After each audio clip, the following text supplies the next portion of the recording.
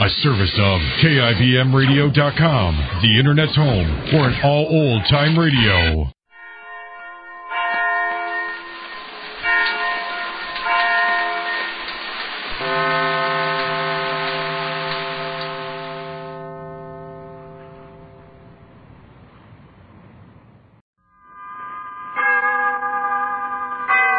Autolite and its 98,000 dealers bring you Mr. Richard Widmark in tonight's presentation of Suspense.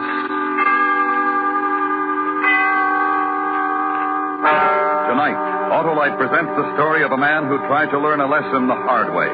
He bet his life on the turn of a card. It's called The Card Game. Our star, Mr. Richard Widmark.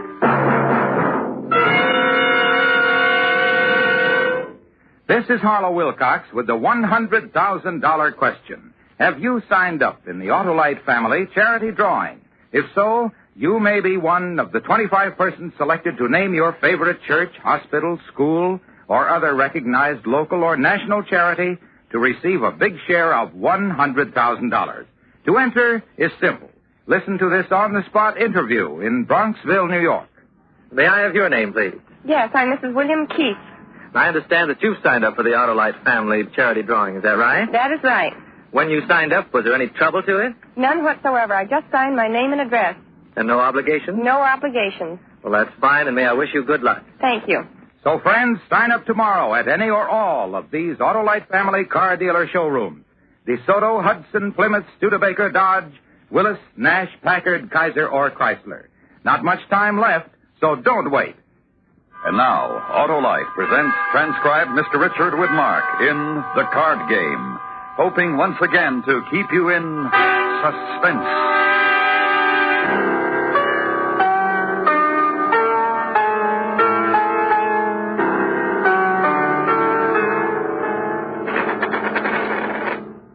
Is that $5?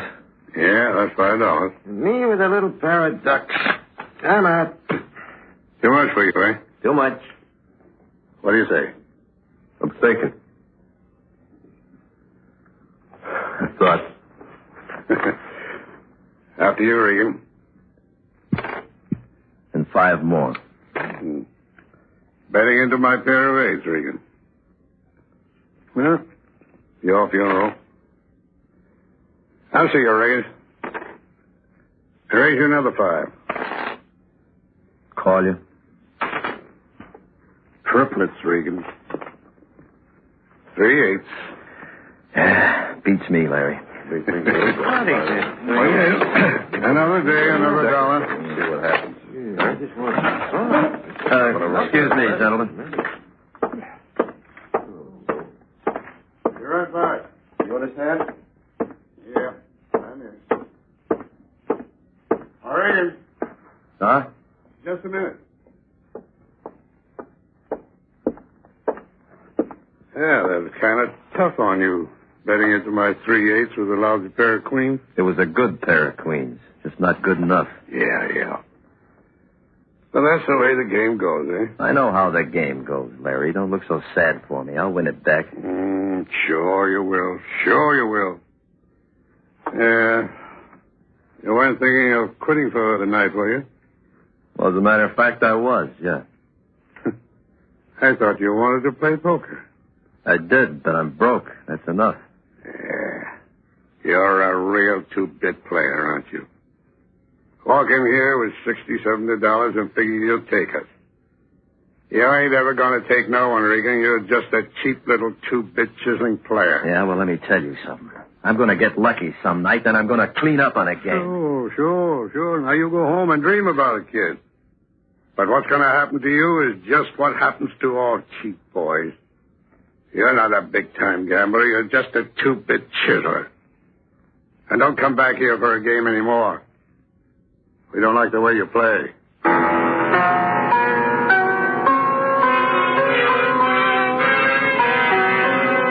I knew a man in Bayonne once. He started out flipping dimes in the morning, and by midnight he'd been in one crap game and one card game, and he had $75,000. But me, it hasn't happened yet. But someday it will. But the baby's due in a couple of weeks, Jenny. You shouldn't be working. I called your office this morning. They told me you quit 2 days ago. 6 jobs in 6 months, Chick. Well, I didn't want to worry you, Jenny. I guess I'm just not cut out to be a real estate salesman, but you don't have to go to work, honey. Yes, I do. I have a very special reason. We haven't got any money. I'll pay the rent, Jenny. How? Well, I can't lose forever. Chick. Look, Jenny, if I can just get a stake, I mean a good stake, and get in the right game, I know our luck will change. You've got to change, Chick. I thought I could change you once. I even thought you were changing when you told me you'd take a real job and all, but it's no use. You're a gambler. You always will be. Always waiting for change of luck. There's just no cure for you. Oh, honey, we've had better days, lots better days. Don't say things like that. Don't you see, no matter what you win or lose, it won't make any difference? You'll always be wanting a bigger stake, a better game. Look, I knew a man from Bayonne. I know. $75,000 in 1 day. What do you suppose that $75,000 meant to him? When he had it, it was just another stake. Well, let's not argue about it, Jenny. No, I don't want to argue anymore, Chick. I know it's hopeless. So hopeless that I'm going to divorce you. Jenny. No. Don't put your arms around me, please. Honey, I just couldn't make it without you. You'll have to, Chick. I mean it. But, Jenny, what do you think? I have to leave pretty soon. When I come back, I hope you'll have your things packed and moved out of here. Well, look, suppose I got another job. Would that help? Would it cure you? Sure it would. If it's a good job where I could make some money. Honestly? Sure. Or would you take the first paycheck and go out and get into a poker game like you did last night? Oh, that's just it. If I can get enough money to get into the right kind of a game, I can make things all right, darling. You wouldn't have to work or worry about anything. Chick, I can't do that. That's why I'm asking you to leave. But you've gone along with me all this time. Yes, hoping all this time. But now things are different. We're going to have a baby, Chick. Don't you understand? We can't go on this way. You've got to get a job and keep it and stop gambling. I'll get us a house, Jen, and some money, and, well, I've got to have a change of luck. Change of luck. Oh, Chick. Jenny.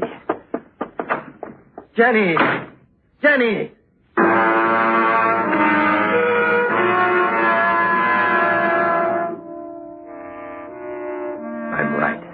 All I need is a little luck, and I can make it all in one night instead of working 40 years. Tonight, I can make it before Jen leaves me. I know I can. If I can just get in the right game. If I can just figure a way of getting into the right game.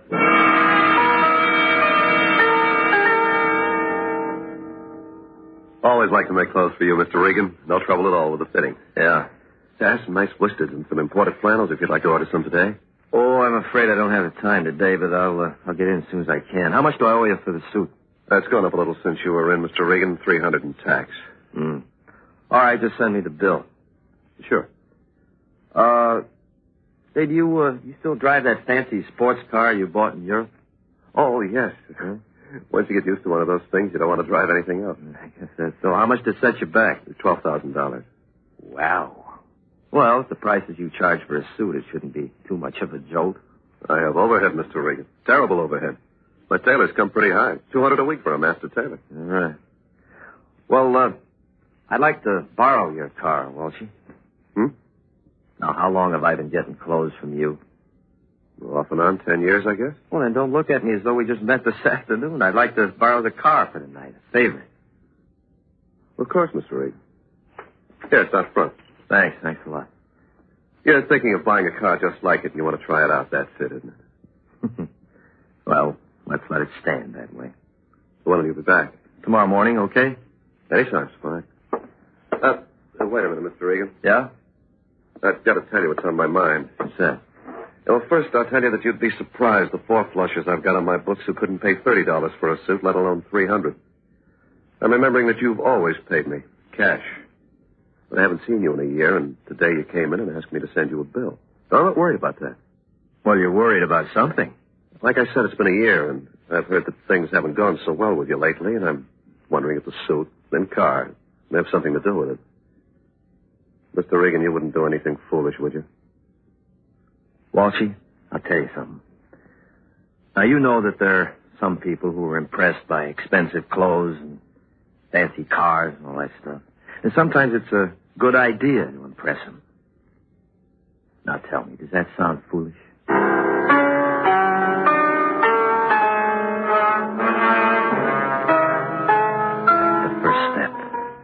The next was to sit down and figure how do you get into a big game with no dough. That one I couldn't figure. I had an idea, but I had to find out if it'd work or not. I knew one thing. If you want to win big, you have to take chances. And I took one when I walked into the bar.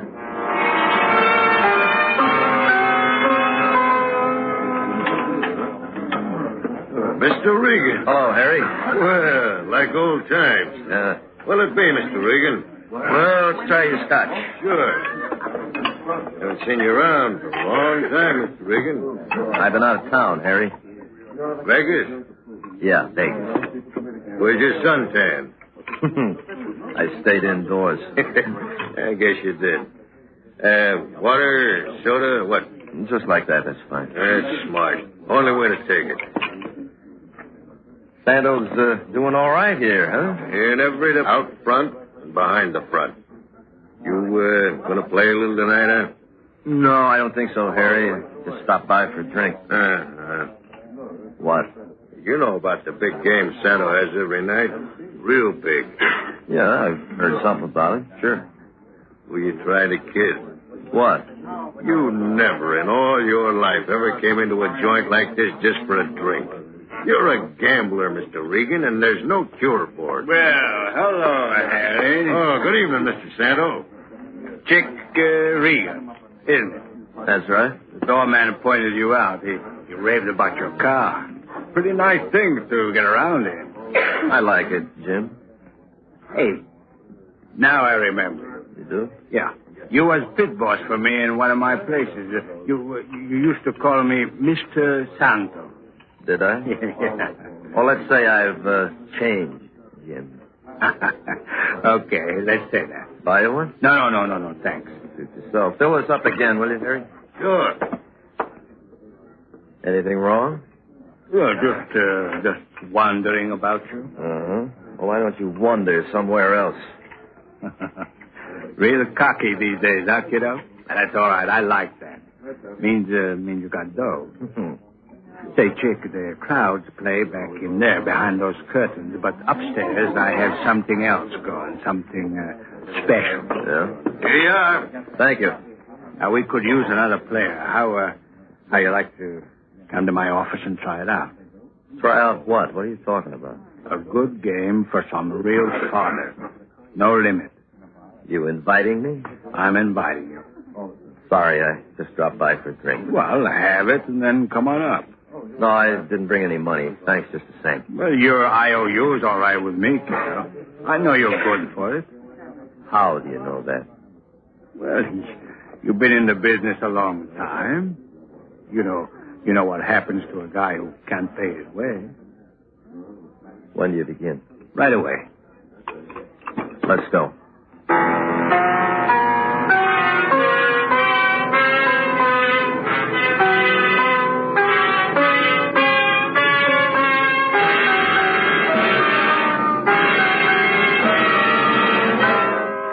Autolite is bringing you Mr. Richard Widmark in The Card Game. Tonight's presentation in radio's outstanding theater of thrills, Suspense.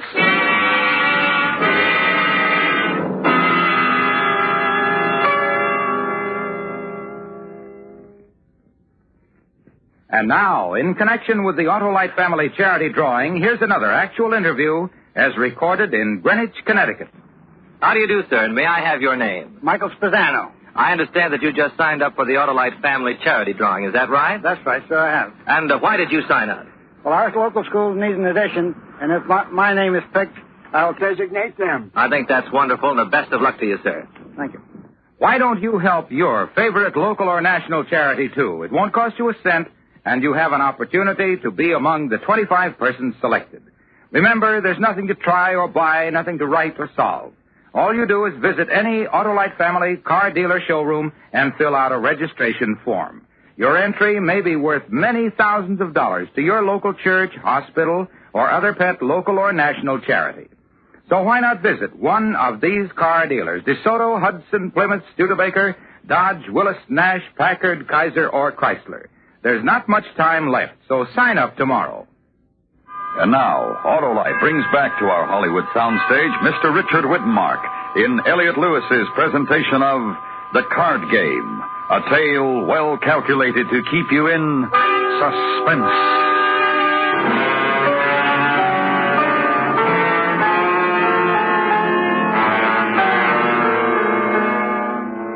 It's simple.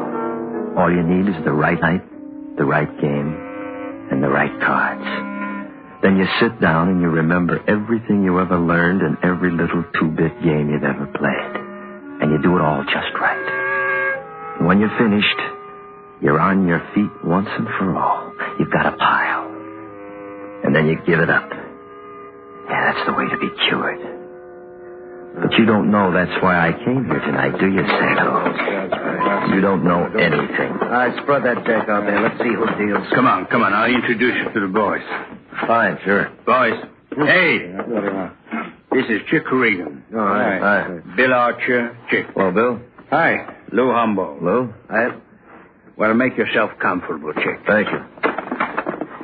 That's nice to have some fresh blood in the game. Yeah. Take a card. Oh, sure. Queen. 3. 10. Well, what do you know? Ace. You deal? Oh, here you are, Chick. That's $10,000 worth of chips. Too steep? No, fine. All right. Ante up. Well, good luck, everybody.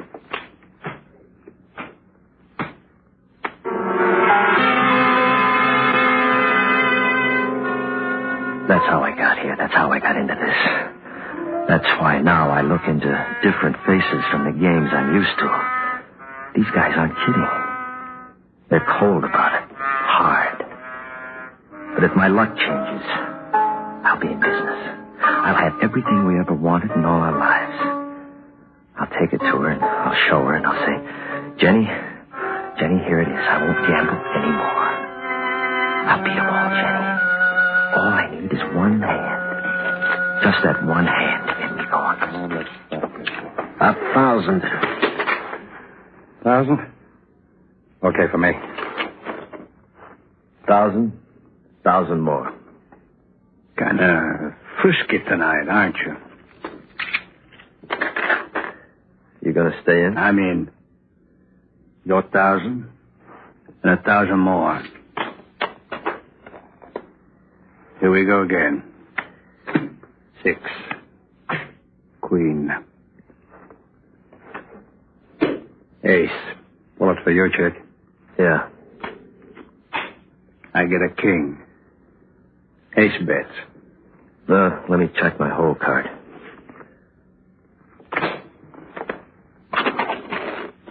$500. I see another. I will, too. You can find it out yourselves. Everybody else out? Okay, here we go. 10 with the queen. Another ace with the ace. About that. How do you like that guy's run? Well, what do you know? A king with my king. Bet the aces? 1,000. Your vases and a pair of kings showing. I gave up a long time ago. Jim? With a pair of kings, I have to see one more card. 10 for you. Jack for me. You still bet? 10,000. He really means it. 10, huh? 10. Take it.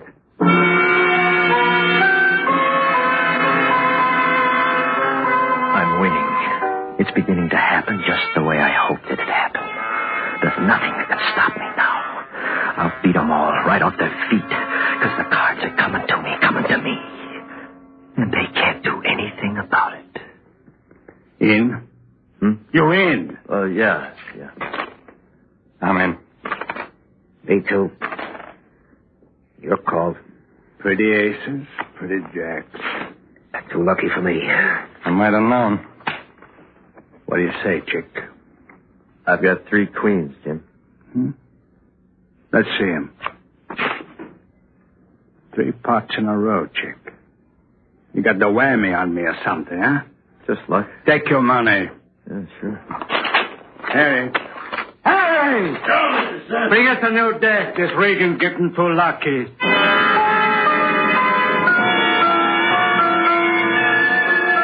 That's right, Santo. Get good and sore. Fumble around the rest of the night if you want to. It's okay with me. Because the sorer you get, the better off I'll be. And the better it'll be for my wife and my kid. So keep getting sore. I like it, Mr. Santo. I like it.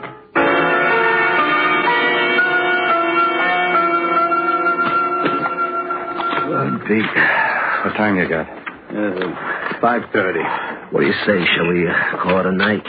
I'm all for it. How about one more round? Chick here's been awfully lucky. I'd like another crack at him. Okay, Chick? Or do you want to cash in? I'll play one more. I kind of thought you'd rather walk out. You thought wrong. I'm winning. That's right, kiddo. You're winning. Not me. I've dropped 13. I've had it for tonight. Me too. You hear that? They don't want to play anymore. Well, in that case, I guess... How you like to double that pot? Sure. I'll drop in tomorrow. Right now. 42,000. I'll cut you. High card, take all. Look, Jim, why don't you cut... Why don't you shut up? There you are, chick. All or nothing. High card. You don't have to do it. Let him make up his own mind. You know, I had an idea. He came in here tonight to see how far he could go. I don't know exactly what he had in mind, but he's always been a 2-bit player. I still think he is. And I might be wrong, but I want to find out. Are you a 2-bit player, Regan? Put your chips out, Jim.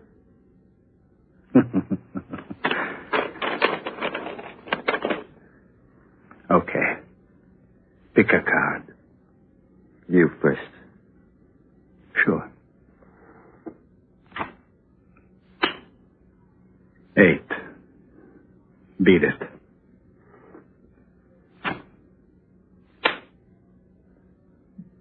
3. Well, that's tough. That's tough. You play all night till you build up a nice haul, and it all goes on one card. That's tough, chick. But better luck next time. And look, you ain't a 2-bit player. No hard feelings. No. I'm not even a 1. It isn't my car. I haven't got a dime, Santo. I've been playing with your money all night. And you was going to walk out of here with it, huh? Yeah. You hear that? I heard. Yeah. Sorry, chick. You knew what you was doing. Harry, get the door.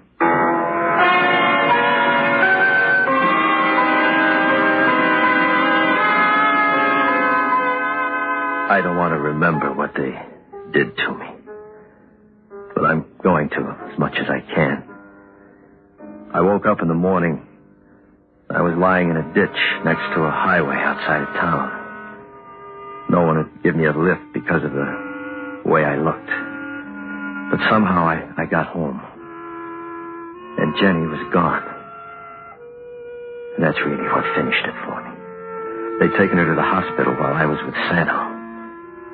And Jenny had our baby.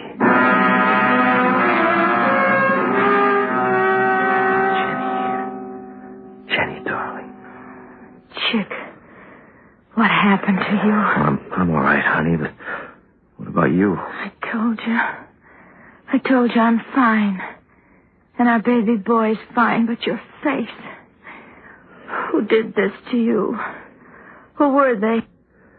What? I got in that one game I've always been talking about. I had it all for us. Enough for a house, enough for the kid. You were right, honey. It was just another stake so I could try for something bigger. I lost it all, Jenny. And I lost it while you were here having a baby. Chick. But I learned my lesson. This time I'm cured. No more gambling. Chick, are you sure? I'm sure, darling.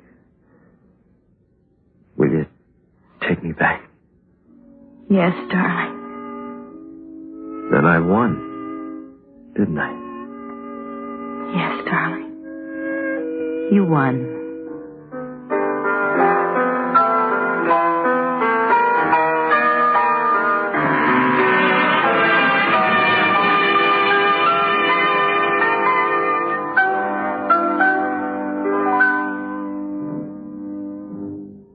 Suspense. Presented by Autolite. Tonight's star, Mr. Richard Widmark. This is Harlow Wilcox reminding you that there's only a few days left to sign up for the Autolite Family Charity Drawing. Only a few days left to name your favorite local or national recognized charity to receive thousands of dollars in cash. To enter the drawing is as simple as this. Listen in Elizabeth, New Jersey. This gentleman just signed for the drawing here at Murphy Brothers. May I have your name, sir? John Grenade. When you entered, just what did you have to do? All I did was sign my name and the address. Did you have to buy anything or try anything? Not a thing. Just fill out a form. Well, thank you very much and the best of luck. You're welcome. So don't wait any longer to sign up in the Autolite Family Charity Drawing. You may be one of 25 persons selected, and you may have the great satisfaction of designating your favorite charity to receive a big share in $100,000. Visit any or all of these car dealers: DeSoto, Hudson, Plymouth, Studebaker, Dodge, Willis, Nash, Packard, Kaiser, or Chrysler. Do it tomorrow, sure.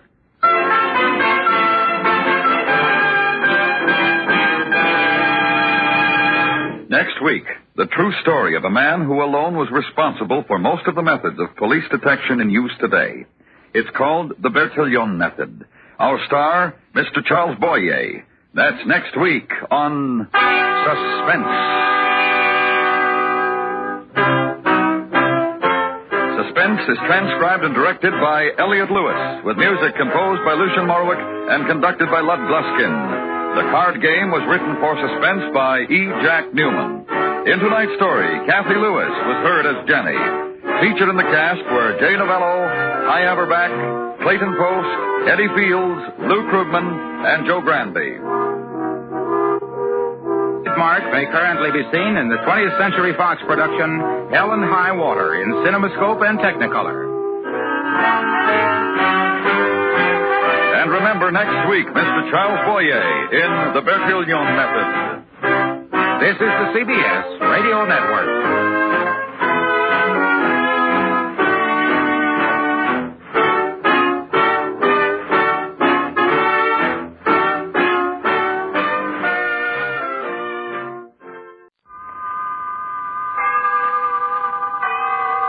Autolite and its 98,000 dealers bring you Mr. Charles Boyer in tonight's presentation of Suspense.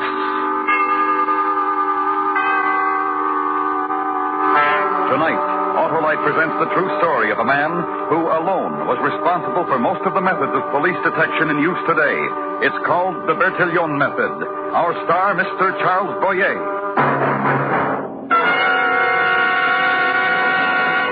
Only a few days left to sign up for the Autolite Family Charity Drawing.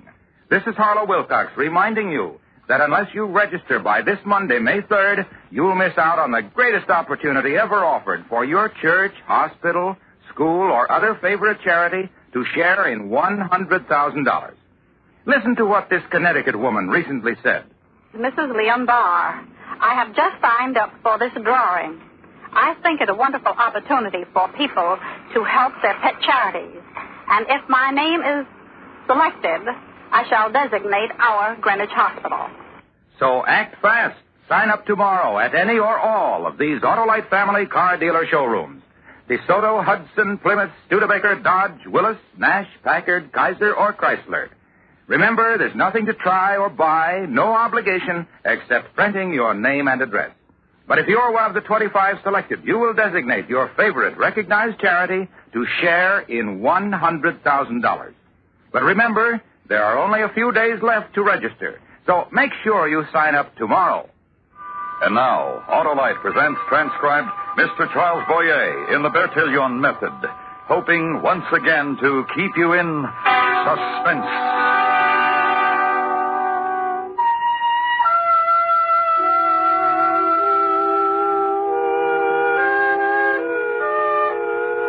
Paris. At the turn of the century and the fall of spring rain.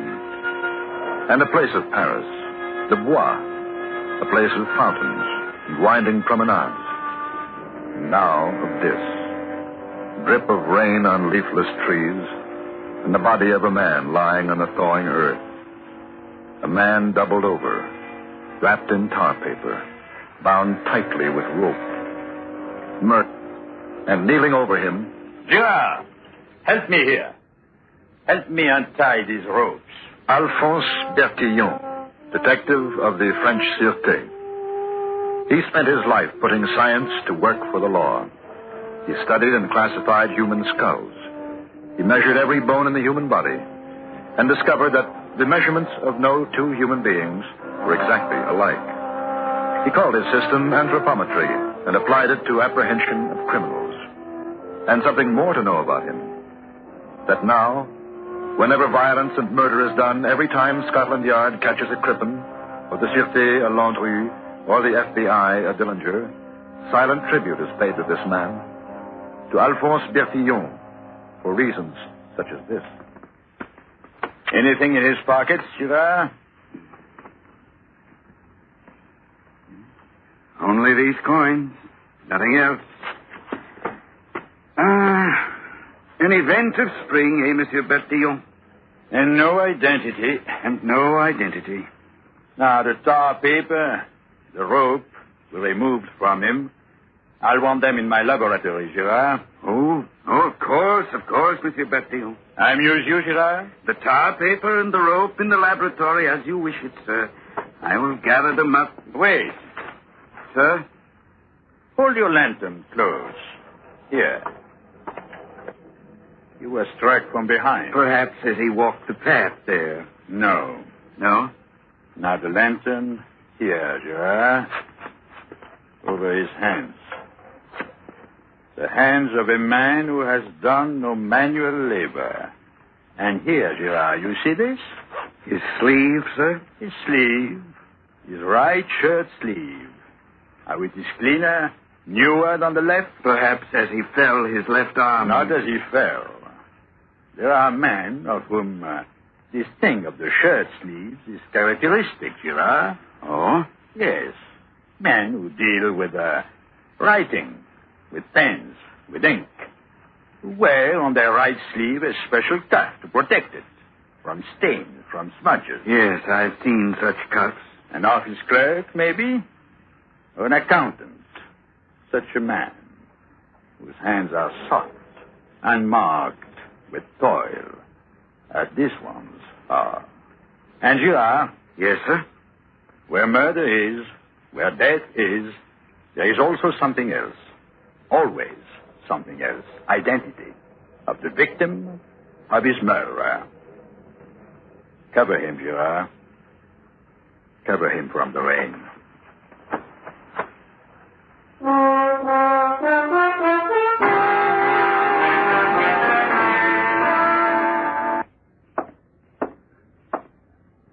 Inspector Kamaskas? Yes, Bertillon, what do you wish? To give you the report, sir, of the tests I have made in the laboratory. The man of science. Hey, Bertillon, the student, the searcher, the player with test tubes and microscopes. That is the man you are, eh, Bertillon? You wish to hear the report, sir? And the working detective, whose only materials are of informers and drunkards and whisperings and small vengeances. You still sniff at these men, Bertillon? That their methods? No, sir. Respect them very highly. Therefore, you must respect me, your chief, very highly. What of the report, Bertillion? The results of the test tube and the microscope, sir, and the pattern of the murder of the man we found in the bois. Excellent. And eloquently spoken. Well, go on. That he was struck and murdered in a wine cellar. That he was then dragged into a second room, filled with sawdust, sand, and coal. And then into a third room. A room always in blackness, without windows. I marvel, Bertillion, and I bow. And it is needless for me to ask if you know where all this took place. The address, perhaps? I believe it was in a house somewhere along the Seine, which would explain the presence of sand stuck to the tar paper. And the room always in blackness and without windows. Surely, a microscope and 2 colorless blind parasites. A species of blind beetle that can live only in a pitch-black room. And on the coat and vest, bacilli of alcoholic fermentation. Which prove the wine cellar. Exactly, sir, which prove a wine cellar. I marvel. Indeed, I marvel at you, Bertillion.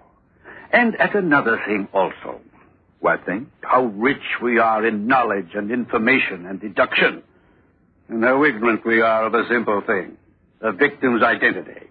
Not ignorant at all, for his identity is known. Ah. Yes, sir? By the alchemy of this system of yours of weights and measures and contours and proportions? No, sir. Not this system, then. Another system. Well, we found a wallet. In it, his name, his address. A boy this morning, passing at some distance from the scene, stumbled across it and brought it to his father, who brought it to us. Excellent system.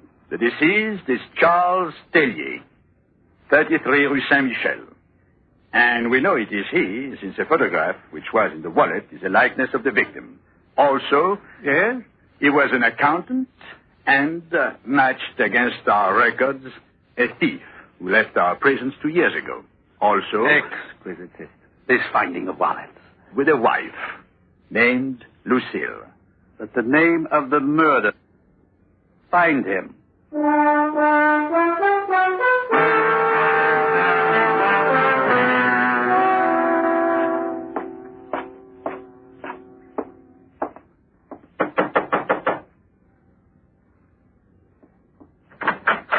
Yes? Mrs. Tellier? Yes. I am Alphonse Bertillon, Sûreté. Of Charles? I'm sorry. Do not be. My husband is an unlucky man. Whatever he chooses to do inevitably turns out badly. But when he chooses to break the law he is caught, follows. He is dead. Very well. Thank you. Wait. Yes? He was murdered. He is dead, he was murdered. And it will be his bad luck to lie in a potter's field. There is a necessity to find his murderer, Mrs. Tellier. Yes? Who murdered him, then? And why? I don't know. And this. What? There is not very much I do know about him. Only that he worked. Appeared at a certain hour in the evening, not promptly. Was fed. Disappeared or stayed, according to what mysterious thing moved him. Now dead. Now dead, sir. And it would please me if you left now. Did he still work at bookkeeping? At Dumier & Company, the actuaries on Gilbert Street. As I said, Mrs. Tellier, I am sorry. Be sorry, then. And as I said, it would please me if you left. Yes, of course. Inkpot, pen, pad of scratch paper. Quick, sharp are 3 things I allow each of my employees to hold in his desk. So with Monsieur Tellier's desk. Feel. Go ahead and feel. Nothing else in the desk drawer, is there? Inflexible rule. No small objects to hint of motive for murder. No packets of potions or letters of love. Yet I must tell you this. Down the street now, there is a shop. And in this shop of Mr. Cabassou, there are fabulous dresses which must cost each 3 times the salary of Charles Tellier.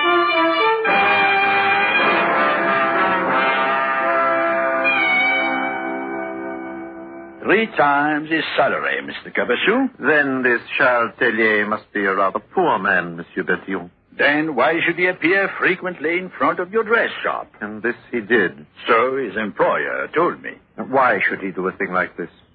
It's to think about, isn't it? It is really to think about, really. Married? What? I say, are you married? Oh, yes. Yes, indeed. Is this your wife? What? I say, is this your... Oh, my wife. Certainly. Who else would write such an inscription upon a picture? Because you are you and I am me, my love, Marcel. Well, sister? True indeed. However, this is my wife. I compliment you. I often do, too. This dress business you have here must be luxurious. May I compliment you again? Of course. Your clothes. Exquisite. Thank you. Great taste. Less than elegant, I am afraid, for I travel in them to Brussels this evening. Else I would be wearing a touch of brocade and a velvet collar. Nice. Oh, yes. My wife should be here soon. It's a scent she prefers. Yes? Now, another thing. Of course. Is there a cellar here? A cellar? Cellar. Oh, no. Wine cellar? No. Monsieur Cabassou? Yes. I don't have a warrant, but... Therefore, you cannot search. I wouldn't think of it. Of course. Now... Yes? Why should you want a warrant for these particular premises? Come in, my dear. Monsieur Bertillion was just on his way out. Hurriedly, so there is not time for an introduction. Carriage! Carriage!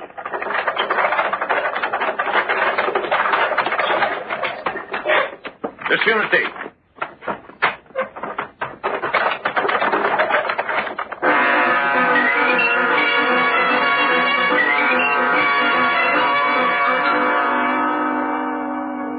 And therefore, he is the murderer. What are you talking about? Cabassou. Certainly he. Possibly his wife. Because he's an older man married to a younger woman. But without a cellar, dear Bertillion. Older man, yes. And married to a younger woman, yes. But without a cellar. You said it yourself. There is a cellar. What? I'm going back there, sir. I'm going to break into the shop. And there will be a cellar. The very one in which was murdered Dillinger. Unless you will issue a warrant, so I may search. Impossible. There are no grounds on which to issue a warrant. Merely that he is married to a younger woman. And the murder victim loitered about. At your own risk, then. No warrant.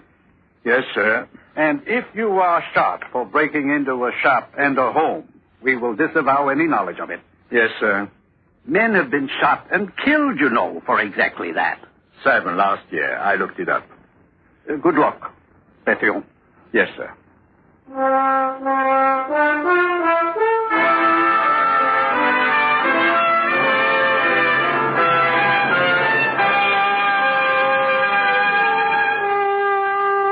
Autolite is bringing you Mr. Charles Boyer in The Bertillion Method. Tonight's presentation in radio's outstanding theater of thrills, Suspense.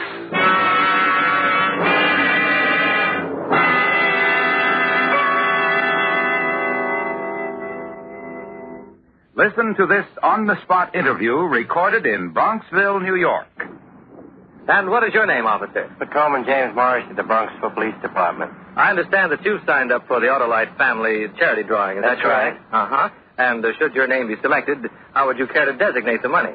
I would split it 3 ways: Cancer Fund, Heart Fund, and Bronxville PBA. Very fine, and may I wish you good luck. Thank you very much. Have you signed up yet? Are you giving your favorite recognized charity, either local or national, the unique opportunity to share in $100,000 in cash? There's absolutely no cost to you, no obligation at all. All you do is sign your name and address on a registration form at any Autolite family car dealer showroom.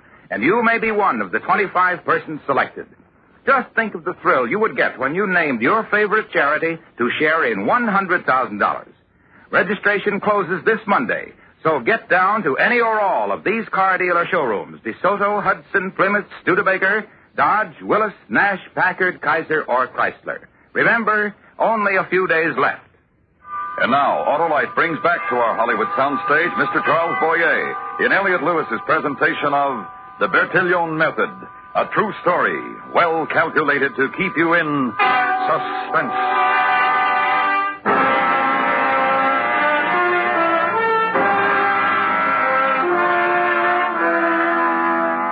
Bertillon's methods were not only of weights and dimensions by tape and scales, but depended, too, upon measures of the mind. He would say, ask yourself 2 questions about every premeditated murder. Who profits from this crime? Where is the woman? And prove that 90% of all major crimes have a woman next to them. And said, I distrust a man who always smiles. And would, if the occasion demanded it, disguise himself in the rough clothes of a French workman in order to break into a suspect's home.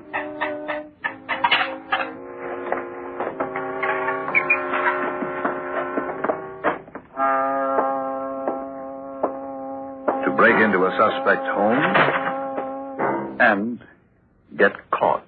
You there. Put up your hands. I have a pistol here, and I shall not hesitate to use it, so put up your hands. Yes, ma'am. Come closer. Yes, ma'am. Gently, for I'm skilled with this weapon. Yes, ma'am. What vileness did you come here to commit? Theft. I am a thief. Yet, Ma'am? have I not seen you before? I doubt it. Sincerely, having spent so much time in prison. How did you get in here? The cellar. The cellar? Yes, the wine cellar. Liar. Ma'am? The trap door to the cellar is still nailed down. Therefore, I did not break in through the cellar. Therefore, you are a liar. Yes, ma'am. A liar and a thief. Yes, ma'am. With no shame. I should be in jail. Or worse. Worse? Fortunate it is that my husband has left for Brussels. Ah, he has a great temper, your husband. And he perhaps would kill me for this insult of breaking into your house. He has the temper to kill. Who are you? Liar and thief, who should be given to the police. As you shall. As you shall.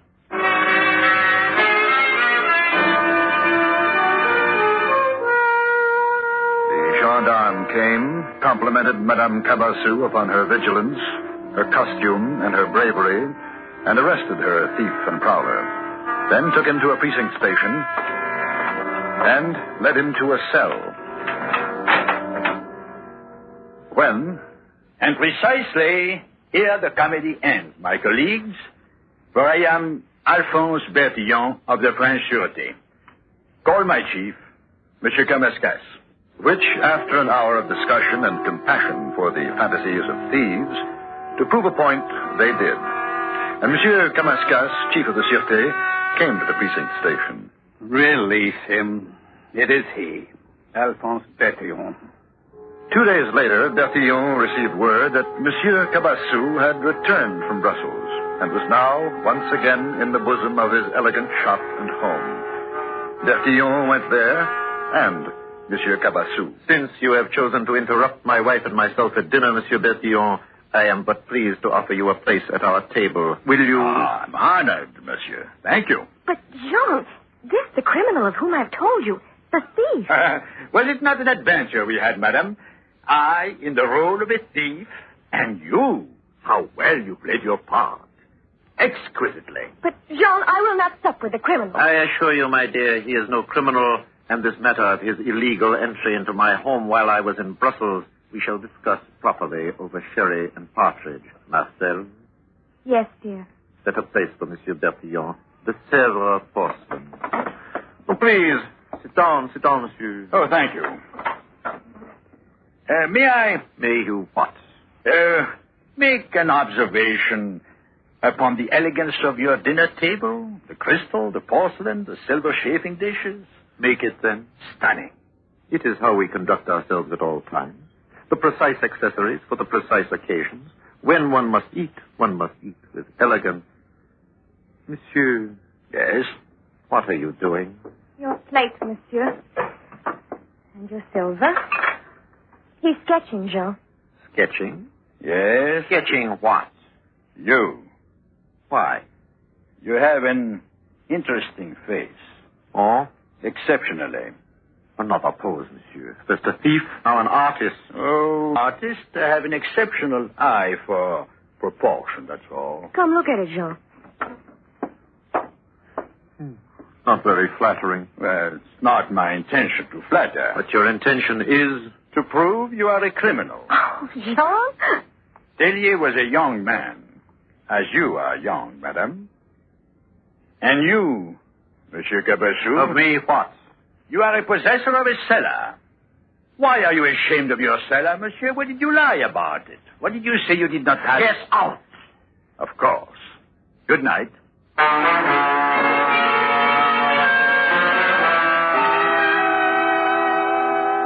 At first, no cellar. And all at once, Inspector, a cellar. True. Now, why should a man lie about a cellar? Well... Give me one reason why any man should lie about a cellar. Would you lie about your cellar if someone should say to you, Inspector Damascus, is there a cellar in your home? Would you say no? Not unless... Not unless you had committed a murder in your cellar. True. Therefore, I ask that you issue a writ of arrest. Listen to me. I am sure he's a murderer. Listen to me. Very well. Mr. Cabassou is an important man. And why not? Since he has committed an important murder. And if I issue a writ of arrest and he is taken into custody and you cannot prove your accusations, do you realize? I can prove them. Oh.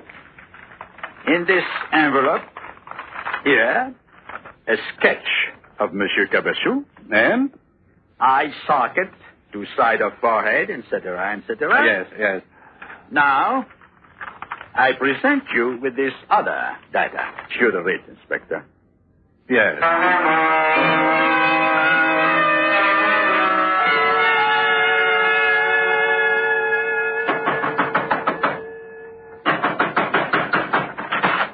What is the meaning of this? Police! Where is Monsieur Cabassou?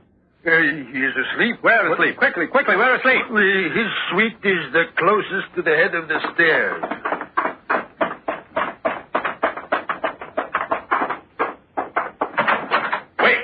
Wait! Up, get up. You're under arrest. What is the meaning of this? Up, out of bed, quickly. Why? What? You are under arrest. Here is the writ. Murder. Here, put on your trousers. It is an outrage. You will see. Murder is always an outrage. This is infamous. I will make you pay. Because you are a man of importance. A man of influence? Yes. Because you are Jean Cabassou. Yes. Purveyor of elegance to the welfare. Yes. And no longer Jean Planier. I said, and no longer Jean Planier, monsieur. What? Apache. Thief. Cutthroat. How did you know? Friend to a murdered man. Impossible that you should know. Not impossible. You must have a memory for the time some years ago when you were measured at a small police station for the proportion of the length of jaw to the length of face, of eye socket to the side of forehead, etc. That you have changed the color of your hair, that you have now a mustache, that you have gained weight. Nothing, no disguise. For to disguise the length of an ear or bone structure, impossible. Listen, very well. I am Jean Planier, but now I am respectable, an honorable man. Exactly why you had to commit murder. To maintain this attitude. Then you know about Charles Tellier. Of course. He was arrested with you. Also a thief. Now come back to haunt you with your old sins.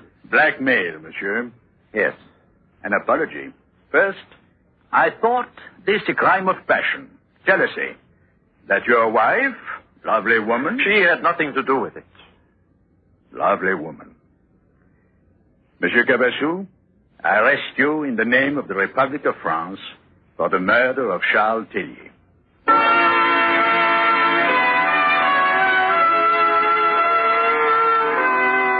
Alphonse Bertillion, a man who said, "One who tries to hide his past is a liar and a fool, for somehow it races to catch up with him, and in devious ways overtakes him, destroys him, always."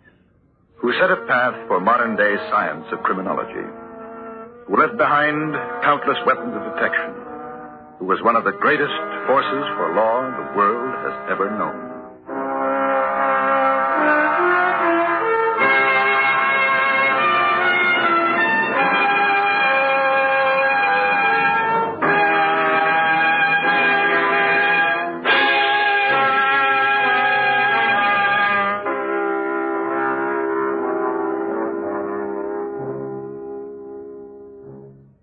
Suspense.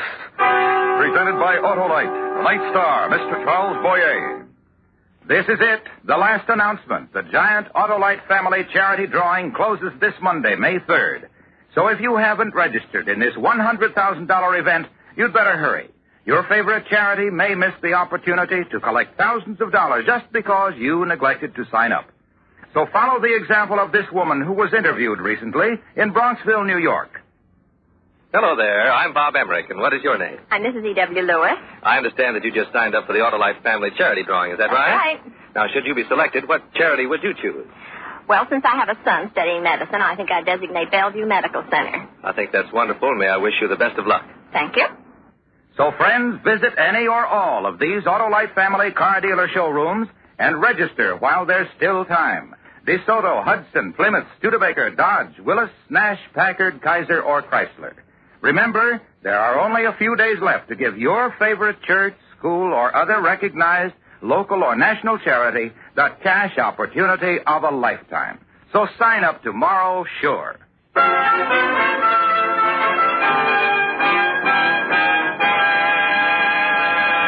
Next week, the story of a man who wanted to save his life, but fight was with the Giant of Thermoplae. Our star, Mr. Frank Lovejoy. That's next week on Suspense.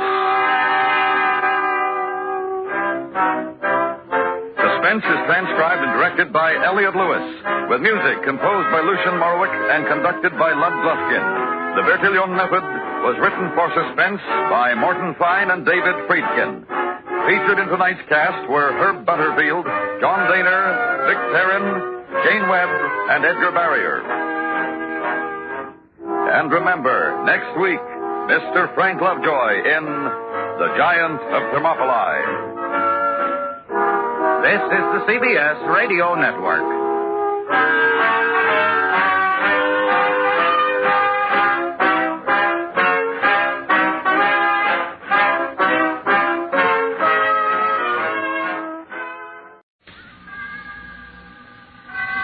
Autolite and its 98,000 dealers bring you Mr. Frank Lovejoy in tonight's presentation of Suspense.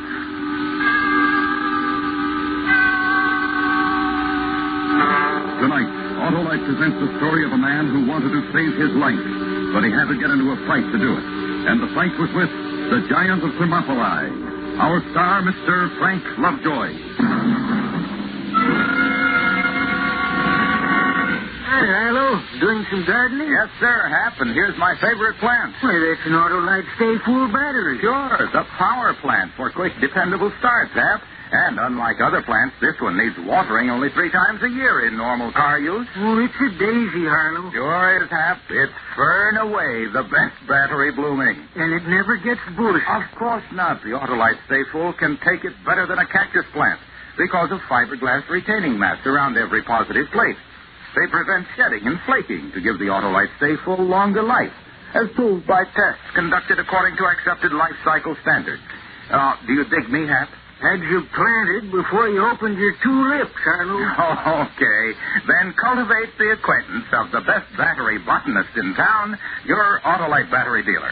He'll give your car that hardy perennial, the Autolite Stay Full, the battery that needs water only 3 times a year in normal car use. Remember, from bumper to tail light, you're always right with Autolite. And now, Autolite presents transcribed Mr. Frank Lovejoy in The Giant of Thermoplae, hoping once again to keep you in suspense.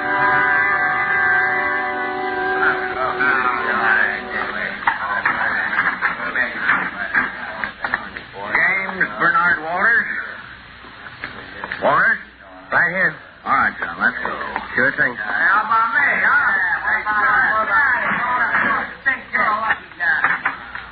What's happening, Constable? Happening? There's your lucky day, big fella. You're getting out. Yeah? Yeah. Then you can go home and get yourself in trouble all over again, huh? All right, in here. Here, sign. Huh? For your stuff, son. You want it back, don't you? Oh, sure. Atta boy. Yeah. Now then. Yeah. Wristwatch, ring, bill billfold. Oh, we better count your money. Dark glasses, and your belt and your tie. Yeah. That's it, I guess. Seems to be all here. Okay, big fella, take them and get going. Through that door. Nothing personal, Constable, but I'm glad to. So long. You know, if they'd needed just one more guy on the county farm to fill out that labor gang they're getting up, you'd be a mighty overworked young fella about now. Too bad I missed it, huh? As I say, this is your lucky day, kiddo. But I got a little advice for you. Don't walk into any more bars in this town and start trouble. We don't like that sort of thing. I don't like your town, Constable. What do you think of that? Well, I think you're kind of a smart-alecky young fella. And I think you should get out and leave it alone if that's the way you feel. And don't get fussy with me. I like the town, and I'm the law. What kind of work do you do? I'm a riveter. Construction job. Well, that's what you ought to do instead of getting into trouble. Work at your riveting. But I told you this when they brought me in here, and I'm going to say it once more before I go. Oh, what's that? That bird I hit, he didn't have any reason to get huffy with me. I wasn't doing anything to him. I was just in there having a beer by myself. He got nasty, I hit him, and I wind up in jail. Doesn't seem like justice to me. Did he hit you? No, but he tried to. Law says you assaulted him, big fella. Well, you see, you learned something there at that. Where are you from? Illinois. Well, maybe you ought to go back there, son. I wouldn't stick around here if I was you. You don't seem to get along with us here. I get along okay. All I need is a fair shake. Maybe so, but I've hauled a lot of people in here in my day. And you know what I called you when I first saw you? When I didn't even know why you were brought in? I called you a brawler, son. I called you a gas house playboy. Always got to get yourself in fights. Now, am I right? I don't look for trouble. I just like to hold my own. Yeah, that's up to you, of course. Hey. What is it, son? $2.90 missing out of my billfold. Oh, I took it. Huh? For 2 meals you had here, breakfast and lunch. This county don't pay board for prisoners who can afford it. Oh, thanks. Better run along now and stay out of trouble. All my boys know you, and our policy is to keep an eye on fellas like you, so watch your step. I will. I couldn't afford another day in your jail. That's pretty good, son. That's pretty good.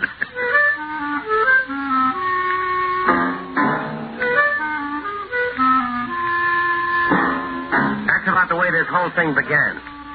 I mean, me getting out of jail after a night and morning of cooling off. I've been in jail before, and I guess I deserved it, but this time I didn't.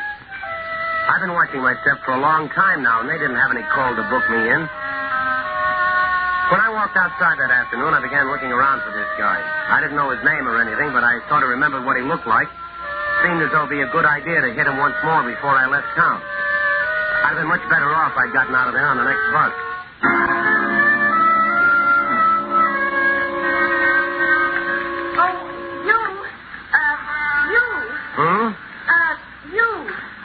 Me? Yes. I'm sorry, I don't know your name, but you're the one who was in the bar last night, aren't you? I guess I was. Why? Or is it all right now? Well, I'm out, if that's what you mean. My name's Mary Jane. Mary Jane Kennedy. I knew they put you in jail, and I don't think it was a bit right, but I'm glad you're out now. I was going to come in and ask about you just now, but I didn't even know who to ask for. Jim Walters. They call me Walt. Well, Jim... Walt, that was a pretty decent thing you did last night. I'm awfully sorry you got into trouble over me. Huh? Well, I'd like to do something. I mean, it was very nice of you, and where are you going now? No place. Well, come on, let's talk. Sure, why not?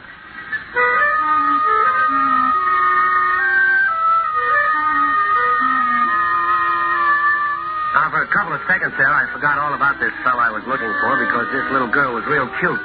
So I went along with her. But I also thought maybe I'll find the guy this way. So, this is your place, huh? Yes. Excuse me. Sure.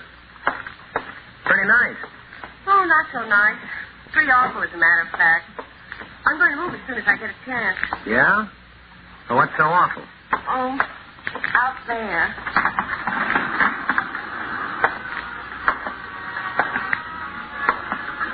That's what's wrong.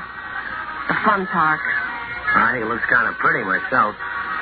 The Ferris wheel and the roller coaster and all. Sure do. You don't have to live with it every day and every night. you did, you'd soon get over that. It's a horrible place. Ugly and cheap and noisy. It's horrible. Oh, well, that's too bad. But I work near here. This is the only place I could get. So I have to live in the area until I can afford something better. So noisy. Where do you work, Mary? At Allied Aircraft. I'm secretary. That's pretty nice. Say, wouldn't happen to have a little drink around here, would you? Drink? Yeah, bourbon maybe, or a glass of beer. I wasn't thinking of anything like that, Walt. No? What were you thinking of, then? Well, I just wanted to talk to you quietly for a minute. Thank you for your help last night. Oh, that's it, huh? Yes, that's it. Beats me. Just beats me. Maybe this is just a crazy town. I don't know. I don't understand you. Look, Sugar, you can play it any way you want to, but it was you who met me outside the jailhouse. You were waiting for me. And you brought me over here. Now, I saw you, maybe I saw you, I don't know, once before in my life, in that beer joint last night, maybe. You say you were there, I guess I might have seen you. Now, here I am at your place, I ask you for a drink, you start getting coy. Mary, you can thank me all night long, but I never did anything for you in my life. You're very funny, Walt. Yeah, it's a real scream, all right. Suppose we look up a drink around here, and then, well, we sit down over there where we can look surprised at each other a little better, huh? I don't have anything to drink here. I don't want anything. Well, that's pretty definite. Walt, last night you hit Tim. You hit him good and hard, and you got in trouble for it. Why'd you hit him? Tim, that's the name of the guy? Yes, Tim Bennett. Why'd you hit him? Well, because he got awful frisky with me, and I don't let anybody get away with that kind of thing. If he hadn't come by and started shooting off his face, everything would have been all right. As it was, he made me hit him, and then I had to spend the night in jail because he felt frisky. I don't understand this. I've made a mistake. Well, I don't understand it either. Don't look at me that way. I haven't done anything to you. Didn't you know I was with Tim Bennett last night? Were you? Yes, of course I was with him. And it was pretty nasty about Owen and me. And just when he was going to hit me, you hit him. Oh, well, that clears that much up. So I did do something for you at that. But you didn't hit him on account of me, did you? Sure I did, baby. Sure I did. Oh, no, you didn't. You hit him for some other reason. No, baby. Now, let's have a drink. Oh, get out of here. I met you today because I thought you helped me last night. You didn't help me. You're nothing but a brawler. All right. I hit him because he walked by and said something. That doesn't mean we can't be friends. My mistake, mister. Just go and forget it. Okay. We both messed this one up, didn't we, Mary? Well, can you tell me something? What? Where can I find him? Tim Bennett? Yeah. Works at the fun park. He owns part of it. Well, where do I find him over there? I don't know. Maybe at the Ferris wheel. Sometimes the fun house. Moves all around. Why? Well, I still remember I spent the night in the pokey on account of him. I figure he's kind of a big talker and needs a little working over before I leave town. Hmm? Before I leave town, I think I'll look him up and smack him once again.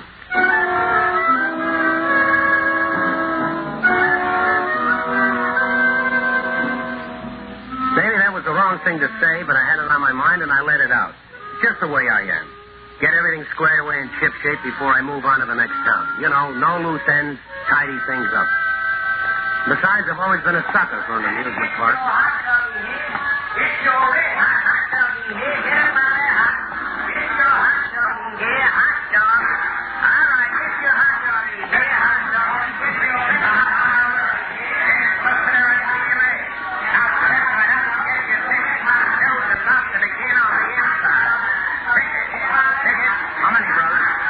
Find Tim Bennett.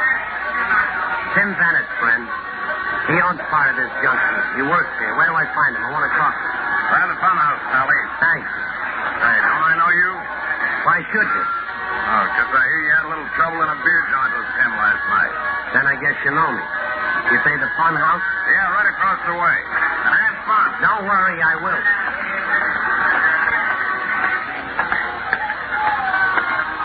Where do I find Tim? Tim Bennett? Yeah. Back there. Inside? You mean inside? That's right. When'll he be out? I don't know. He's working on the Giant. On the what? The Giant of Thermoplae. He guards the back exit. He was a Greek. Is that him back there? No, you can't see him from here. What's the gimmick? Well, you seem like a bright guy, so I'll tell you. See? The civilians go in through here. They walk all the way through the funhouse to the back, and they think that's where they're going to come out. But they can't because the giant is standing there guarding the door. So they have to come back through the whole place and come out the front here. Same way they went in. Now, isn't that fancy? We think it is. How big is this giant? Oh, 9 feet tall, maybe. Isn't that cute? Yeah, every once in a while he don't work so good. Tim is the only one knows how to fix him. The levers go bad and everything. Happened this morning. Tim's been back there ever since. Wait. Got her going in, too. Well, you're a real panic. I want to see Bennett. Well, you'll have to go through the house. Okay. And you have to get a ticket. Oh. Well, I wouldn't want to miss it. Here, sure. That way. Thanks. Oh. You can lay off the air jet when I go in. Huh? Laugh, getter.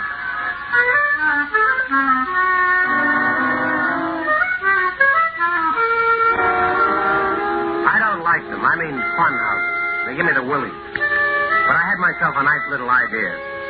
If Bennett was in there working on that big giant, I'd find him, and it'd be just him and me inside, and no local cop around to toss me in the pokey.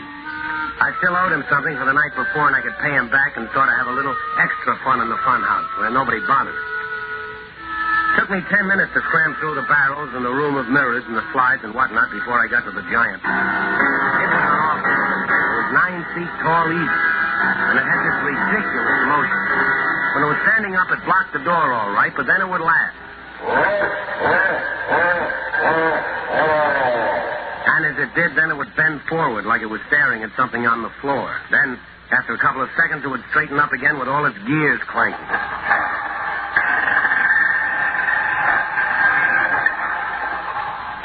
By the time I got to Bennett, he'd gotten it fixed good. Seemed to be working just fine. Sort of automatically, I looked at the floor where the giant was looking. And all at once, I didn't want to see Tim Bennett anymore because he was lying there right at my feet.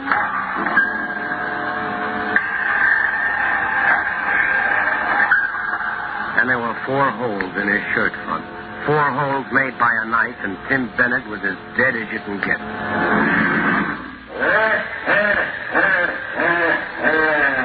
I turned around. I wanted to get out of there, and then it occurred to me that the way out was through the front.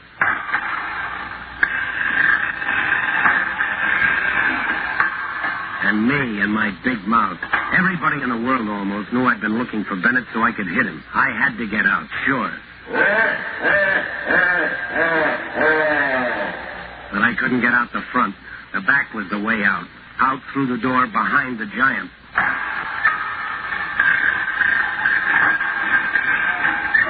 But how to do that? Well, watch the pattern of the big fella. What exactly did he do? Was it impossible to get past him? The laugh. And as he did it, he bent down and looked at the floor, which left a little space along his left side. Room enough to get through before he straightened.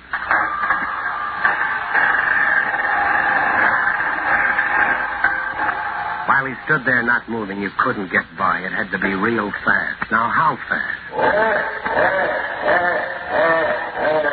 Laugh 5 times, then 1, 2, 3, 4, 5. On the count of 5, he straightened. A beat of 5 between the last laugh and when he straightened. And he came up fast and strong, enough power to crush anything that got between him and the wall. 1, 2, 3, 4, 5.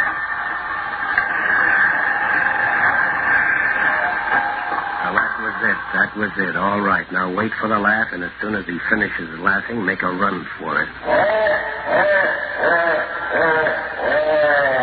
Now.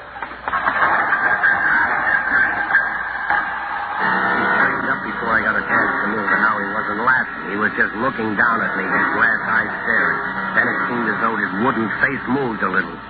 You didn't think I was going to let you out of here, did you?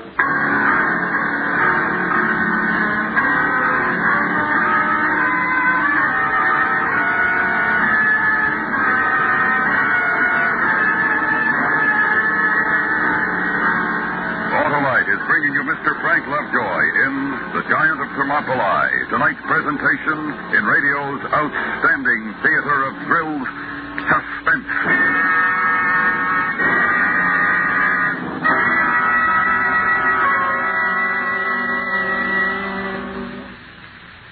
May time's the time, eh, Harlow? The time to get an Autolite Stay Full battery, the perfectly performing, peerless producer that needs water only 3 times a year in normal car use. Pretty particular package, eh, Harlow? Yes, Hap, and that personable Power Pack Paragon is persistently prepared thanks to fiberglass retaining mats around every positive plate. They reduce shedding and flaking to give the Autolite Stay Full longer life, as proved by tests conducted according to accepted life cycle standards. And there's another kind of protection, too, Harlow. Sure, Hap. The Autolite Stay Full has over 3 times as much liquid protection as batteries without Stay Full features. That's why it needs water only 3 times a year in normal car use, and it says so right on the battery case. Right. So, friends, visit your Autolite battery dealer. He's equipped to give you the best in battery advice and service. And only he has the world-famous Autolite Stay Full battery. Remember, from bumper to tail light, you're always right with Autolite. And now, Autolite brings back to our Hollywood soundstage Mr. Frank Lovejoy in Elliot Lewis's production of The Giant of Thermoplae, a tale well calculated to keep you in suspense.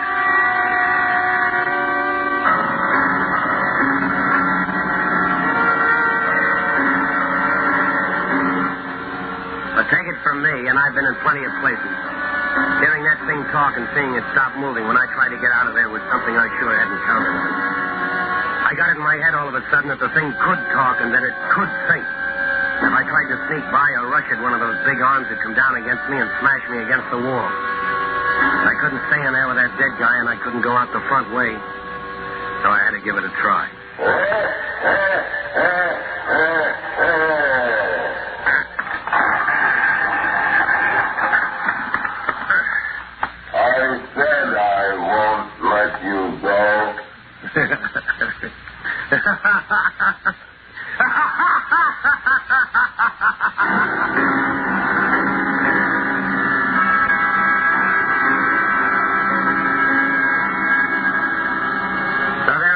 Sitting on the floor next to Tim Bennett, who was dead, just kind of looking up at this big, ugly giant. And he wasn't laughing now, not a bit.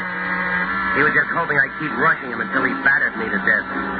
Because he wasn't laughing, somebody from out front would come back to find out what was wrong with him, and they'd find me and the body of this guy I'd been threatening all day. After a while, it seemed there were 2 of me. The one sitting on the floor sort of whimpering and crying and looking at the giant. The other one sitting there and saying things to himself. Things about giants and funhouses made of wood and metal and rags and a couple of gears. Well, that one didn't whimper. He said nothing like this big thing can talk, really. No giant they got standing up in the rear end of a funhouse to scare the suckers can think. And those big arms are only levers, and those eyes are only light bulbs, and that laugh is only a record. And the talk? I decided to find out about that.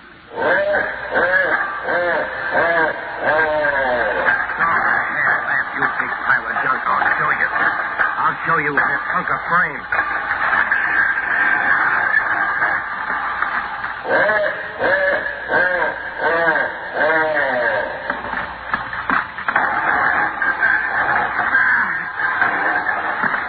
I'll get you, you.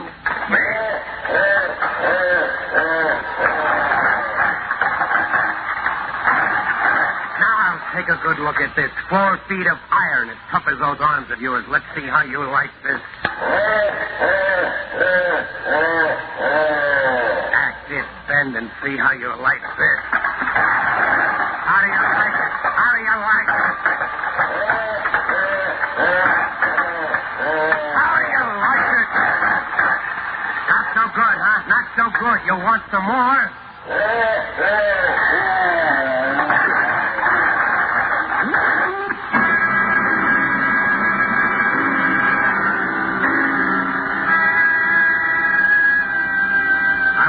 The laugh, anyway. It was a record, and now it was broken. And then suddenly, for no reason at all, the arms started to move up and down again, but without any noise and kind of helplessly. I didn't waste any more time. I saw my chance to scoot, and I did. I sprung open the door behind the thing, and I got outside. Hey, what is this? Huh? Hey, what have you been doing? You busted up the Giant? You crazy or something? Hey, look, buddy. Where's Tim? He's in there with... Hey, what's the matter with you? Your Giant. He's trying to turn his head. Huh? See, he's trying to turn his head. You busted him. I sure did. I busted him good. I did. He's bleeding. Look. Holy smoke. I showed him. Go ahead. Laugh. Laugh at me now. Can't you laugh?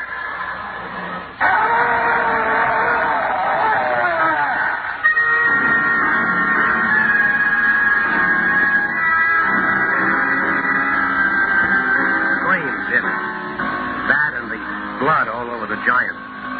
I wanted to run, but my legs wouldn't have taken me anywhere if you'd given me $1 million. So, I wind up here, the same old place, the jailhouse, only this time I'm not in a cell. I'm in a little room, and the doctor keeps feeling my forehead and asking me how I feel and giving me shots. I tell him I feel fine.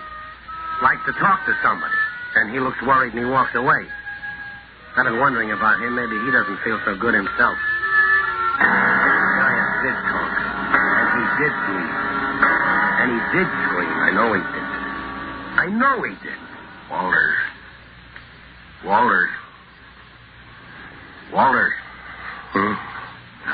You lie still, big fella. You got quite a fever. Yeah. Oh, yeah, quite a fever. Thought I'd better talk to you before you go back to sleep again. May help your sleep. Quite a thing out there in the fun house. You didn't stay out of trouble with that, did you? No. If you're trying to say, no, you didn't, I get the idea, so save your breath. Well, first off, I talked to that girl named Mary Jane Kennedy. Very nice girl.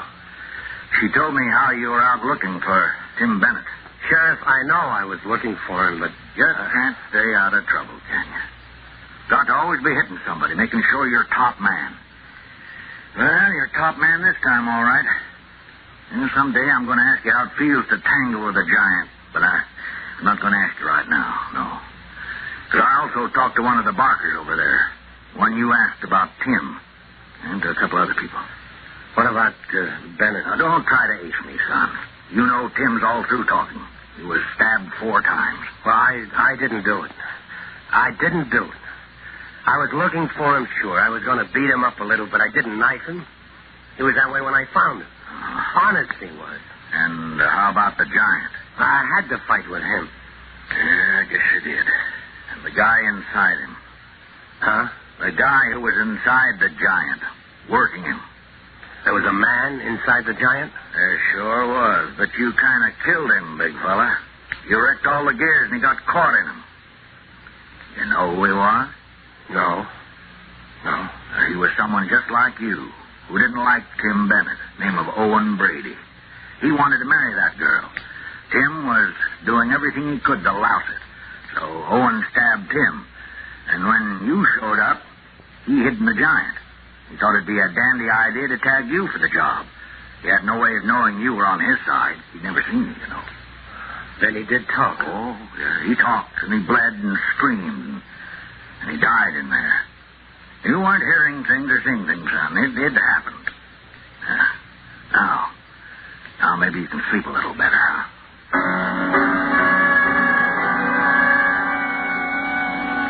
I sleep, but not much better. I know what it was all about now, but I still think of it and wonder about it. And I hear it every now and then.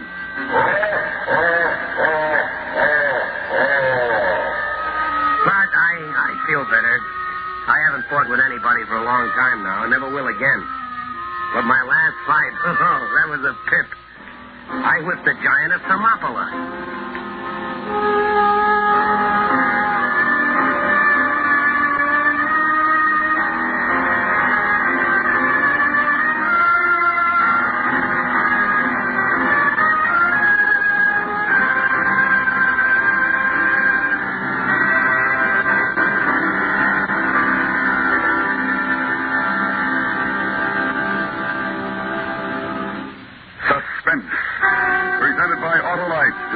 Mr. Frank Lovejoy. This is Harlow Wilcox for Autolite, the world's largest independent manufacturer of automotive electrical equipment. In 28 plants from coast to coast, the men and women of Autolite build over 400 fine products for leading cars, trucks, tractors, planes, boats, and industry. Autolite contributes its manufacturing experience and skills to the fields of electronics, agriculture, die casting, and plastics. The Autolite name is famous all over the world for products of unsurpassed quality and performance. In service, too, Autolite facilities are worldwide. Wherever you travel, you'll find trained experts prepared to serve your technical needs. So, for superior products for use in industry or for you and your family, always look for the name Autolite, because from bumper to tail light, you're always right with Autolite.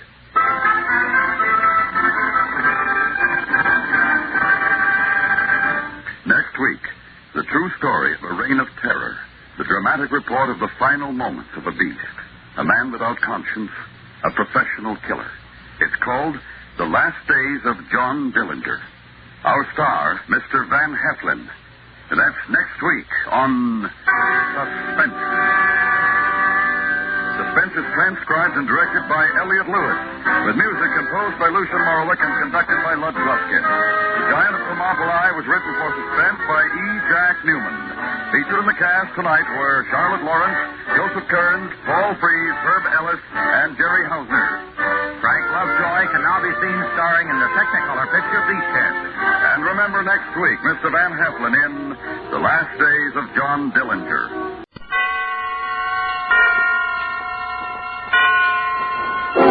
Suspense.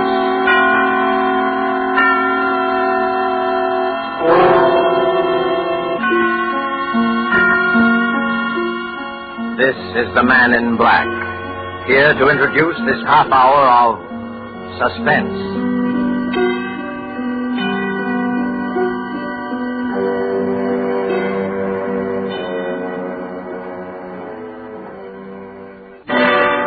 Now, a tale well calculated to keep you in suspense.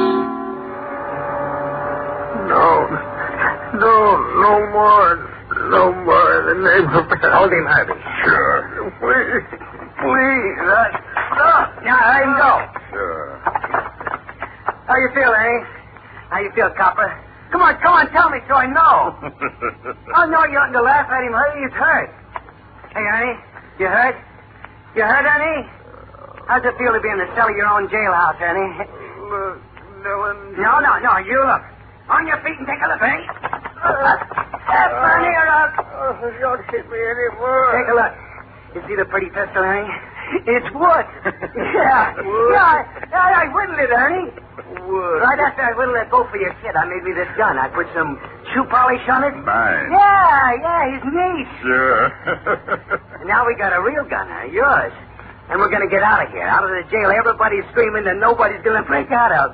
Come on, let's go, Ernie. Let's go. Let me tell you something, copper. From now on, from the second I do this, from just then on, just listen to what I say. Don't repeat it. Just listen to it and do it. I said, let's go. That means we're getting out. I said, keep your mouth shut. It means you say just one word and you're dead. And the last part of it is, when I'm ready to kill you, I'll let you watch. That's fair enough? Now, let's go.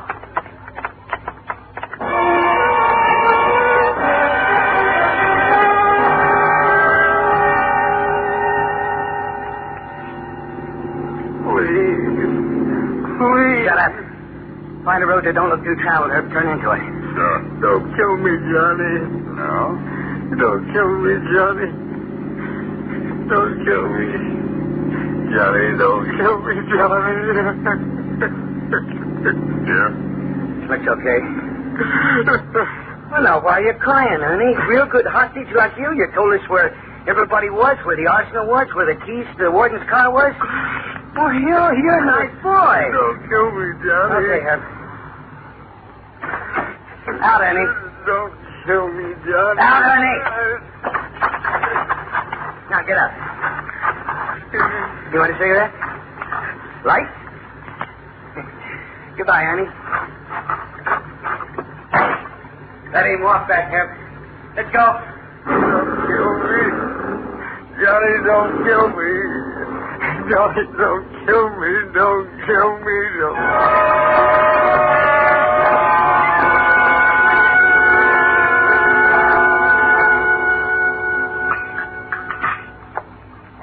You?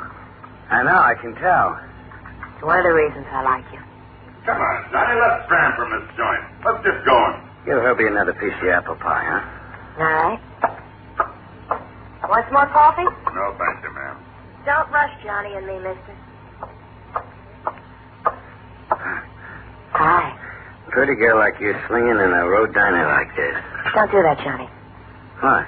The truck drivers and the tourists say just what you said. It don't become you. What does become me, Molly? Me? Listen. You walked in here half an hour ago, and I said to myself, it's John Dillinger. Fellow whose picture I see in the papers with that smile on his face. Same smile as you got now. And you know what about that smile, Johnny? It means you've been there and you've seen it. Whatever there was to see. And nobody's going to fool you. Johnny, what's down the end of the road? You want to see? The way you'll show me. I'm coming back for you, Molly. Yeah, I know. First, I got to see some people up the road, a couple 100 miles up the road. People expecting me. And you're coming back. Yeah.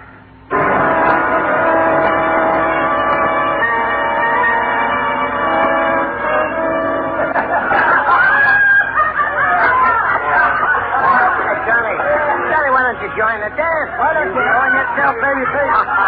The time we've been together, Johnny, I've been jumping for joy. I just want you to... on a grave. Herbie's grave. Yeah, well, Herbie should have tried a tank job all along. You should have come up there to Wisconsin with you and your friends, had a party, had fun. Yeah, should have had a party. Should have had fun. You met Annie, huh? Closer for Annie, Johnny? You know, if Annie saves us here, Yeah, but... She's waiting for me in Chicago. Real soon I'll drop in. One more day here, then we move out. Are you kidding? Party's only 4 days old. We're just beginning. Where you going to have it better, Johnny? Look, who's going to think to look for you in a crummy roadhouse in the Wisconsin woods? We could stay here for weeks. You could sing for Annie. No, I like Annie with Chicago around her. Don't push it, Johnny. Every cop in Illinois is watering at the mouth for a chance. So you got a liking for my face? Huh? My face, you like it? Oh, sure, Johnny. Well, sure. You like my face? Annie likes my face. And Molly? And the cops? They like my face? What are you trying to... Well, there's a doctor in Chicago, a plastic surgeon. For $5,000, he'll make me a new face. Then I don't run. I don't hide. Then I have me a party in Chicago like you never dreamed. Like you never... Where's Dillinger? Where's John Dillinger? I got a police on John Dillinger. What? I'm Dillinger. You gotta get out of here, Mr. Dillinger. Why? Cops. The back roads is full of them. Cars with cops in them. And plainclothes guys. And they're heading here. I ran all the way through the woods. You gotta get out of here, Mr. Dillinger. How close are they, kid? Up at Point Racine. They gotta take the dirt roads detour before they... That's why I cut across the hill and through the woods. I ran all the way. How did you know I was here, kid? Everybody around here knows you're here, Mr. Dillinger. The big party you're having, this roadhouse open in the middle of winter, and somebody wants a pigeon on you. Call it. But not you. No, not me. That's one of the cars, Mr. Dillinger. I just better carry him. Yes, sir? You're a good boy, and I'm going to make you one of my gang. You like that? Oh, sure. And I'm going to give you my gun. Here, kid, you take it. What's your name? Paul Hardy. Well, I tell you what, Paul. You go out there, and if that's really the cops, like the way you said, I want you to stall them. How'll I do that, Mr. Dillinger? Think of something, Paul, because you're the kind of a guy I got around me. Guys who think of something when the chips are down. Guys like you. Go on, Paul. Do what Johnny Dillinger told you.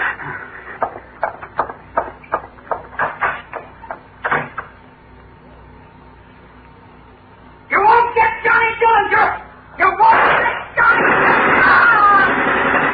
Quick, out the back window, baby, and bring your gun. Cover me. Yeah, jump.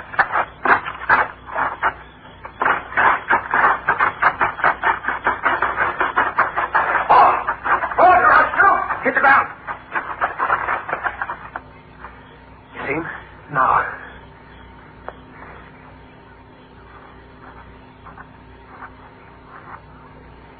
Yeah, now I see him. We'll do it, baby.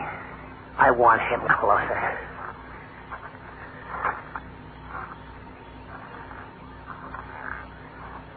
You two men, Get up. Get up. Let's put up there. See you around, baby face. Try to have fun at my party.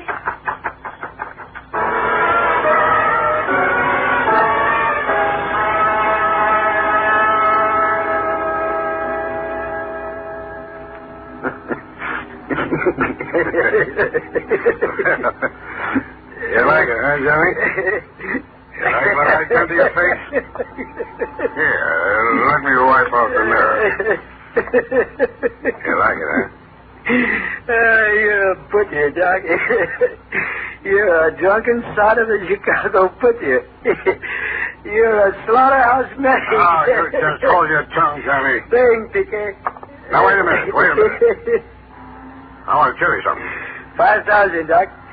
That's what you agreed on. That's what you get. Now, you listen to me. You died there on my operating table. You died for sure. You died stone dead. What are you talking about? My assistant and that slob that gave you too much ether, and you were dead. And I thought fast, and I grabbed the hemostat and pulled your tongue over your teeth. Then I gave you artificial respiration. You were stone dead, Johnny. And I brought you back to life. You're a drunken butcher, Doc. Go on, give him the $5 grand ticket. Thanks. Thanks a lot, Johnny. Now, Johnny. Huh? Your fingertips. And new face don't do you any good without you got new fingerprints.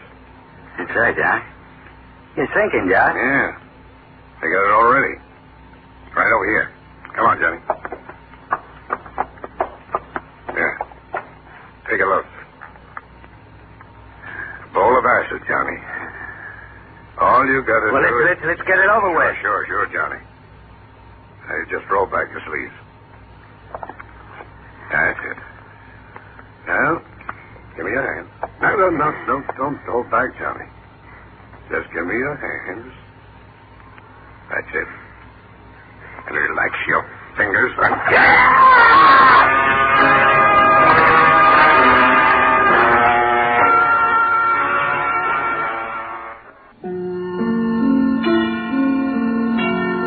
Look at you. Honey. Look at you. Honey. Hands bandage your face. Get away from me. All right, I will. John. What? You broke Crown Point weeks ago. How come you're just showing up? I got to explain it to you, Annie. All else out. You heard, Annie, you read the papers? What happened in Wisconsin? 4 days. Babyface came around and told me all about it. And this crazy operation, how long? A week? 2? Where have you been all this time? Yeah, I got my child. That's right. Where have you been all this time? Well, I'm here now, so what? Another woman? Oh. You can tell me, Johnny. Now, look. You can tell me anything, Johnny. You know you can. You always said you could tell me. Something happens when I'm around you. What? Tell me what? I don't know. Tell me what, Johnny? The reason I waited so long to come to you. Why I can't stay away. Leave me, Johnny. Everything gets all right. It gets warm and nothing's exciting. Hungry, Johnny? Funny, up in Wisconsin, I was running away, you know, with Babyface after he let that FBI guy have it.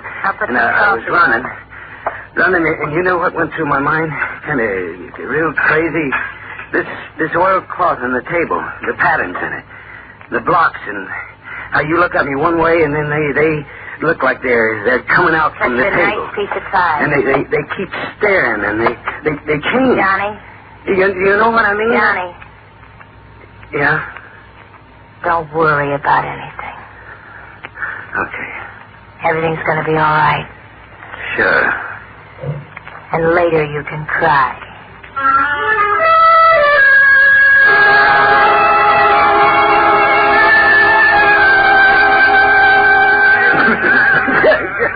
I like to see you laugh, Johnny. Oh, you make me laugh. Am I funny? You think I'm funny? Oh, you're just like a kid. Molly. Mm-hmm. You glad you quit that job and come up here to Chicago? Huh? Mm-hmm. Why you always sit on the floor like this, huh? Listen, George. Yeah. Crosby. I swear you're just like a kid. Bright-eyed. Bright-eyed, Johnny? Johnny, being here in Chicago and knowing what it's like where the roads are. Johnny. Yeah? A man like you. You're like a giant, aren't you, Johnny? Not afraid of anything. There's Molly. Looking for you to kill you. You're not afraid of anything. John Dillinger. Come over here. How many men? How many men dead because of you? 13. So? Sheriff and the deputies and the cops and the FBI and everybody. Looking for you to kill you. And you're not afraid. Sure. Sure, Johnny. Sure, Johnny.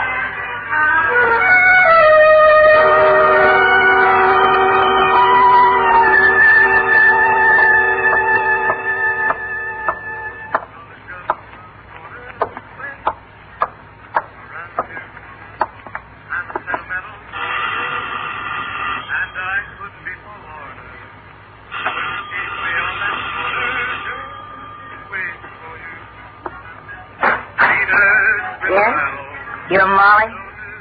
Yes, what's... I'm Anastasia. Johnny? Johnny. Did you blew in? Till a month ago when he brought you here. Ask me inside, Molly, so we can have a heart-to-heart, compare notes. Share. All right. Come in. I was just having a bottle of beer. You want one? You want one? Sure, honey. Because I can cry in it how pretty you are. You like Chicago? Crazy, man. Your beer. Dull. Real dull. Johnny's a picker, he is. And he gave you Chicago. Drink your drink, say your say, and then get out. I broke up something coming here right at this time, didn't I, Molly? Yeah. Something real nice. And you can't wait till Johnny again. No. Johnny told me about you. Oh? I'm sorry for you. Tell me all the ways you're sorry for me. Only one. But you haven't got with Johnny. And you have. Crazy for him. From the time he walked in the diner where I worked, I was alive. Advice from an older woman, honey. Make it a memory. Get out of Chicago. Leave Johnny. For you? Leave a man like that? Leave him. Keep away from him. Did you hear me? Wait.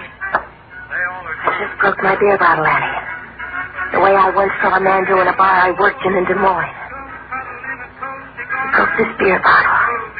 And he held it close to this woman's face. Stay away from me. He held it real close, right under her eye. First he made a little scar. Just a small scar. Like that. You get out of here. And you leave Johnny and me alone. Else one day the mood strikes, I'll tell Johnny to kill you. Get out, Annie.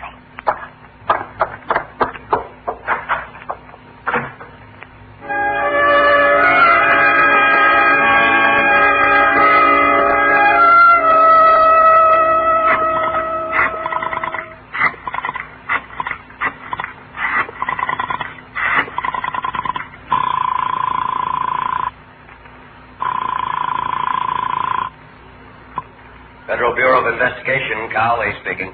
You want John Dillinger? Who is this? Anastasia. You want Johnny? You giving him to us, Annie, for the $5,000? Not for the money. I don't care about the money. I don't want Johnny anymore, that's all. Sure, Annie. Now, where... I'll set him up for you. I'll call you later, where and when. Oh, listen, Annie. You just stay by your phone, and I'll make you a hero.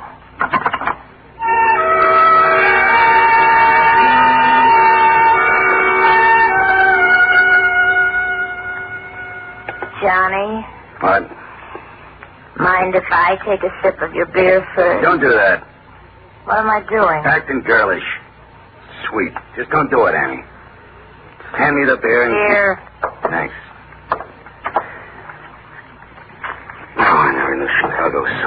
Why don't we go out, Johnny? Cooped up in here, sweating out the heat, clawing at each other like we do. Why don't we go out? You're crazy. Oh, we're crazy to stay in here. We go to a movie, a nice air-conditioned movie. Cool off for a while. I go out of here and somebody... Who's going to know you're sitting in a dark movie theater, what you had done to your face, and some dark glasses? Nobody's going to recognize you. Right here in the paper. The Biograph Theater, picture at Park Gable and Merlaw. You like Park Gable, don't you, Johnny? It's a Disney cartoon. Yeah. For a while you could enjoy yourself and get out of the heat. And Johnny... What? You ask Molly to come along if you want. Annie?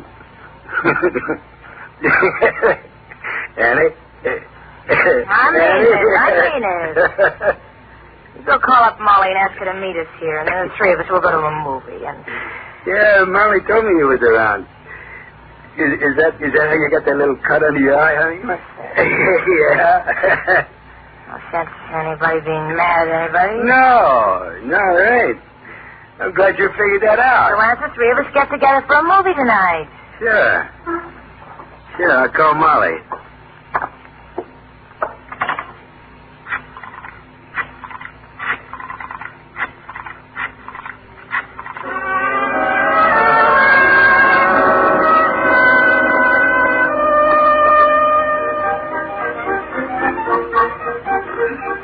Why don't you sit and watch the cartoon? Where you going? Some candy. You want some candy, Molly? No. I got a figure to worry about. Excuse me, then.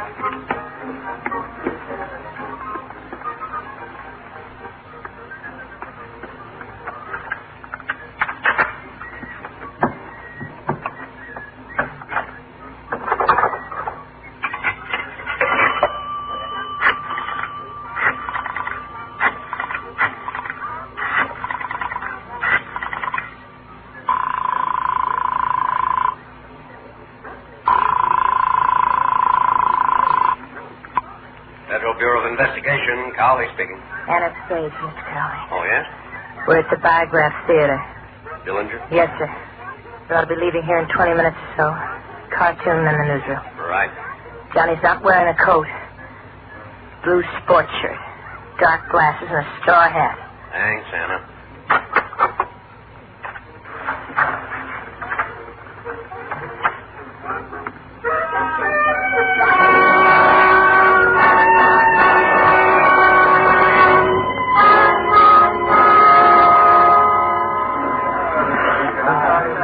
That fella Hippie, he's a comer, huh? It's hot.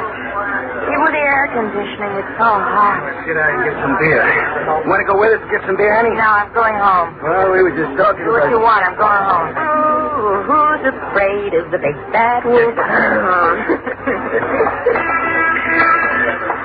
Oh, boy. You feel it, Molly? What? The heat, you feel it? Yeah. Well, we'll go someplace and You get it. two go on. I'll go. Johnny Dillinger, FBI, Johnny. Don't go for your You're gun. not going to... I said don't go for it.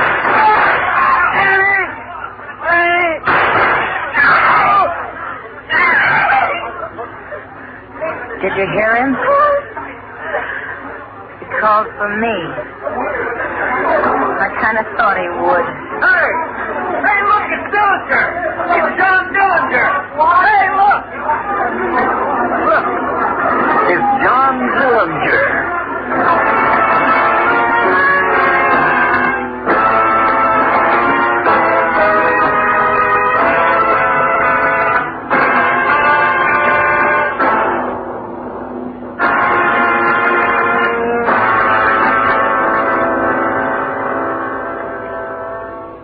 And so closes tonight's tale of Suspense.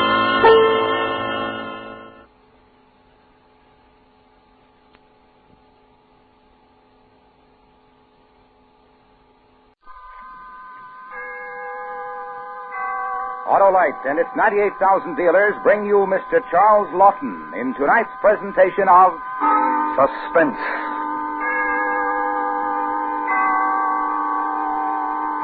Tonight, Autolite presents the dramatization of an amazing document in which an unbelievable voyage is chronicled, beginning with that moment when Fletcher Christian led the men on HMS Bounty to mutiny. The Revenge of Captain Bligh. Our star, Mr. Charles Lawton. Well, Hap, you're doing a little reading. Looks like a good book. Well, it's not, Harlow. Sure can't tell a book by the cover. Well, it's the same with spark plugs, Hap. You may not always see it, but there's a big difference. What's the difference, Harlow? Well, in Autolite spark plugs, the difference is ignition engineering. That means that Autolite spark plugs are designed by ignition experts. The same Autolite engineers who build complete ignition systems for many of our leading makes of cars, trucks, and tractors. Spark plugs are the heart of the ignition system, and Autolite specialists know just how to design and build spark plugs for the finest all-round performance money can buy. Well, ignition engineering makes the difference with me, Harlow. Well, it should with every driver who is interested in long, smooth, and efficient performance. That's why millions of wise motorists specify and insist on world-famous ignition-engineered Autolite spark plugs, either standard or resistor type. Remember, from bumper to tail light, you're always right with Autolite. And now, Autolite presents transcribed Mr. Charles Lawton in The Revenge of Captain Bligh, hoping once again to keep you in suspense.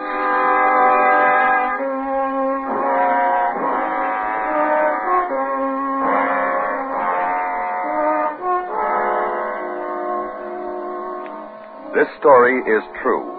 It is gathered from the court records and the diary of a naval officer who performed the incredible feat of sailing an open boat some 3,600 miles from the Friendly Islands to Timor, carrying himself and 17 others to safety. It is the story of a man's tenacious hold to life and a principle which he held even more dear. A ruthless disciplinarian, a great man of the sea, a man with one goal, to see justice done. This, then, is the chronicle of Captain William Bligh, in command of His Majesty's ship, Bounty. All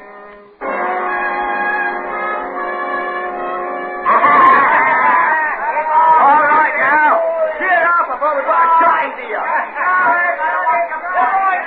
You hear me? You listen.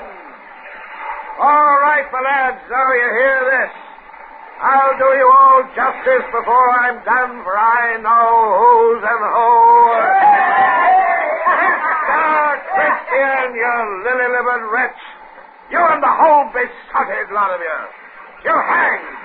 I'll see you hanged, and your names will be cursed through every ship in His Majesty's Navy. Remember what I say, Mr. Christian. I'll come back.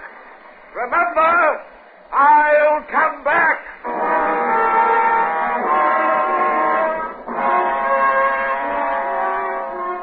We were 19 in number. The size of the launch was 23 feet from stem to stern and rowed 6 oars.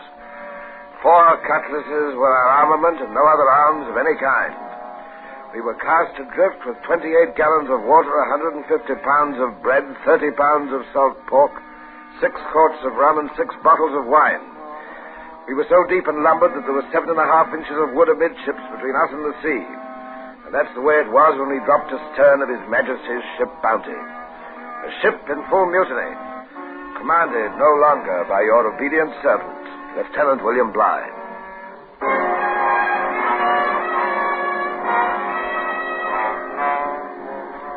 Having little or no wind, we rowed pretty fast toward the island of Tofoe, which bore northeast about 10 leagues distant. The spirits of the men were low, and I had to do my best to cheer them. For myself, I was resolute. I was going to live to see a trial and vindication of my command. I'd feel a sight better, Captain, if we had an armful of muskets. So would we all, Mr. Hayward. So would we all, but we haven't. And must make the best out of what those scurvy knaves have given. In with the will, lads. Captain Bligh won't let you down. You'll all live to swill ale and pinch a bit of strawberry jam again. Mark my words. Birdie's almost hull down, Captain. Aye, they're bound for Otaheite. They flatter themselves with the hope of a happier life on that island than they can enjoy in England. I heard some of the men talking about the women there a few days ago, sir. But I never believed that it would lead to mutiny. This. Well, it has it not, Mr. Harris? And like true British sailors, we must take the good with the bad. Am I right, lads? Our task is to forget the past until an opportunity presents itself to remember. Then we'll have justice, Meanwhile, we'll put in at Tapor and take stock of our position. Give us a song, lads.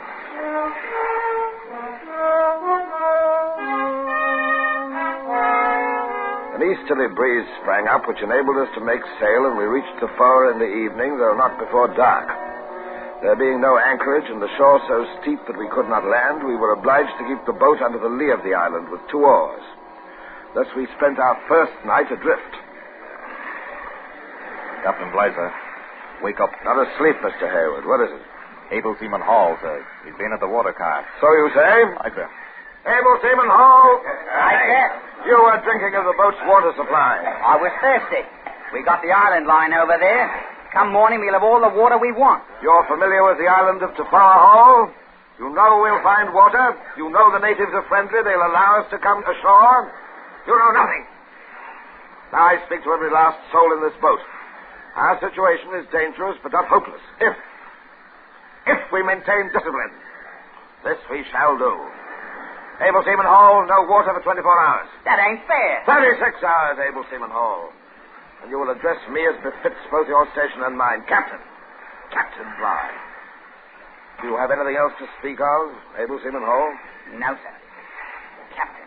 Very good. Quartermaster. Aye, sir. You will be in charge of the water casks. We shall determine the rationing after we have explored the island in the morning. That is all.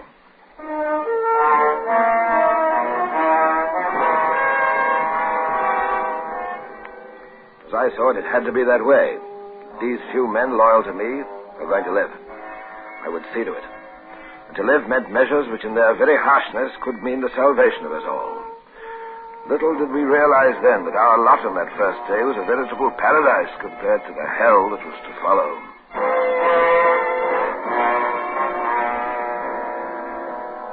At daybreak, a very nasty squall arose, and we were in imminent danger between wind and wave of swamping. A great surf was running into the island, and it was not until later in the morning that we were able to effect a landing. This we did in a cove with a stony beach where I dropped the grapnel about 20 yards from the shore, which shelved very gently. Grapnel's holding, sir. Very good. Mr. Harrod. Aye, sir. You will take 4 men, Linklater, Norton, Smith, and Samuel. Aye, sir. There is a possibility of finding breadfruit coconuts, but most important, water. However, I don't wish you to venture into the interior more than a quarter of a mile. Take 2 of the cutlasses. If you see any sign of natives, you are to return immediately. Very well, sir.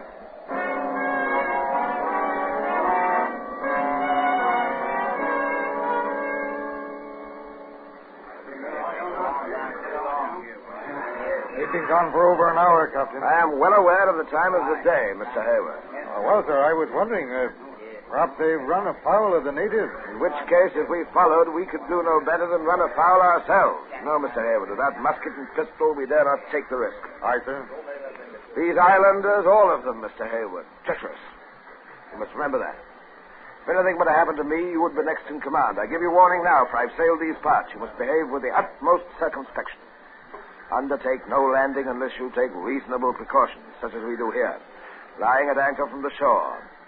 Better wet feet than cut throat.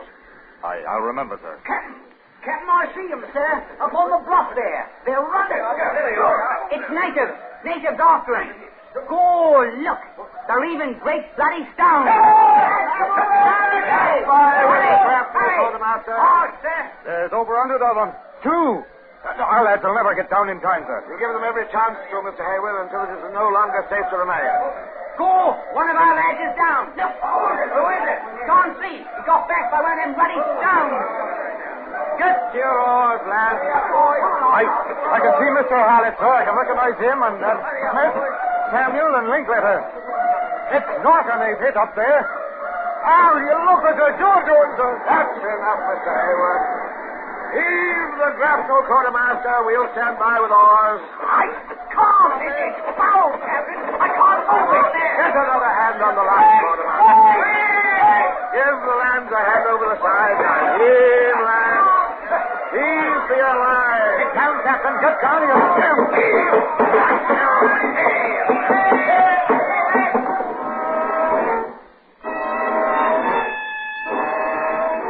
The natives were were already wading to the boat, and one had his hand on the grapnel line. The grapnel, still foul, wouldn't give, and if I had not had a knife in my pocket with which I cut the rope, we would have all perished on that spot. As it was, their attack with the heavy stones, which the natives threw with great accuracy and skill, disabled a number of us, including Mr. Midshipman Hayward. The unfortunate Jonathan Norton, who had been felled on the bluff, was a loss I felt most keenly. Thus, we escaped the onslaught of the Tofoan natives and, setting sail, steered for the open sea. It was at this point that I decided to tell the men what was in my mind. Provisions are accounted for, sir. We lost 3 bottles of wine, 1 of rum, 5 pounds of pork in the attack. Bread is in good condition. Thank you, Mr. Harris. All right, lads. Here is the plan I have considered. I put it to you as the most reasonable for our well-being. We're with you, Captain. All right. We set a course for Timor, where there is a Dutch settlement. Timor? That's a full 1,200 leagues, Captain. Not in an open boat. In an open boat, Able Seaman Hall. 3,600 miles. The closest point of safety, unless you prefer the sanctuary of another Tofoa. Captain, begging your pardon, sir, but we have no maps. Precious few instruments. I am aware of that fact, Mr. Harris. I say no. Without provisions, and overloaded as we are. I am not asking permission, lads. I am saying thus and thus. I give you the privilege as sailors of His Majesty's Navy of knowing the captain's decision. A rare privilege indeed. From this moment, the rations will be as follows. 1 ounce of bread and 1/4 of a pint of water a day. The pork will be equally shared in 1 ounce portions every 2 days. I shall now demand your promise that you respect my order, for in so doing I promise you that you shall see England again. You have mine, sir. And mine? I'll give mine gladly, Captain. So be it. Break out the rum, quartermaster, a tot for every man. We'll drink to Timor.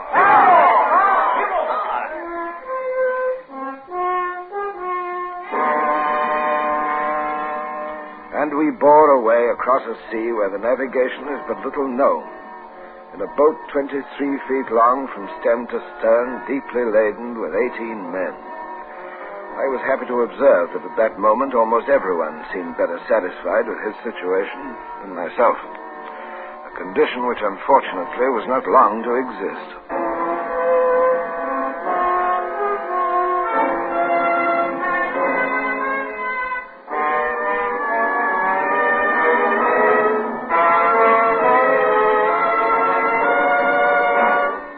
Autolite is bringing you Mr. Charles Lawton in The Revenge of Captain Bligh.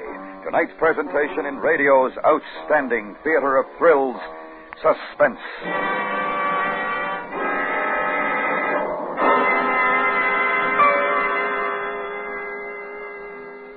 Say, Hap, have you had your car checked for spring? Well, no, I haven't, Harlow. Well, now's the time, and while you're at it, make sure you get those important spark plugs checked, too. They're the heart of your car's ignition system, and unless they're right, the chances are you won't get the smooth and efficient performance you should have. Right, Harlow. I'll see my Autolite spark plug dealer tomorrow. Sure, he's an expert on spark plug cleaning and adjustment, and if replacements are needed, he'll recommend ignition-engineered Autolite spark plugs, like the famous Autolite resistor spark plug, which gives smooth performance for twice as long as ordinary spark plugs. And the resistor spark plug is only one of a complete line of ignition-engineered Autolite spark plugs. Yes, sir, Hap. So, friends, see your Autolite spark plug dealer before hitting the road for spring and summer driving. If replacements are needed, have him install a new set of those world-famous ignition-engineered Autolite spark plugs, either standard or resistor type. Remember, from bumper to tail light, you're always right with Autolite. And now, Autolite brings back to our Hollywood soundstage Mr. Charles Lawton in Elliot Lewis's production of The Revenge of Captain Bligh, a true report, well calculated to keep you in suspense.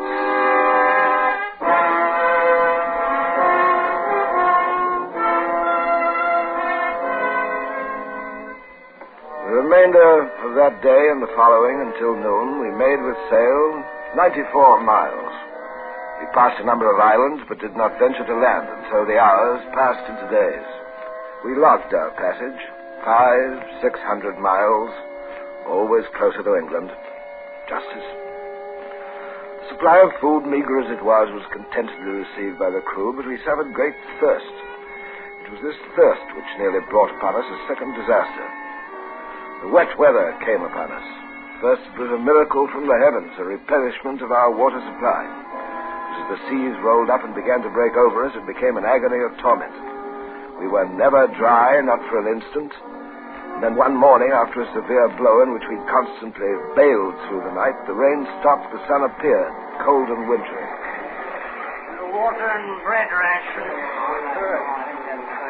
It's a misery, sir, all those islands lying so close that we can't put in for provisions. I know, Mr. Hayward. I may tell you I've thought of it often. The temptation is great, but we must go on. It's an odd thing, sir. A few days ago, I didn't mind. I don't think the men did either. The scanty bread rations. But since that rain, I feel as though there were a hot poker in my stomach. To prolong our lives with such as we have, Mr. Hayward, is preferable. This is our duty. Salt.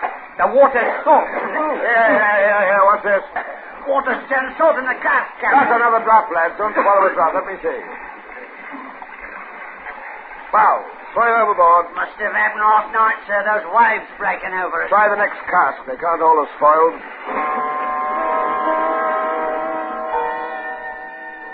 Salt. An ocean of salt about us and in the boat. In the precious water casks. Not a chill fit to drink. An ocean of salt. And now the sky was cloudless.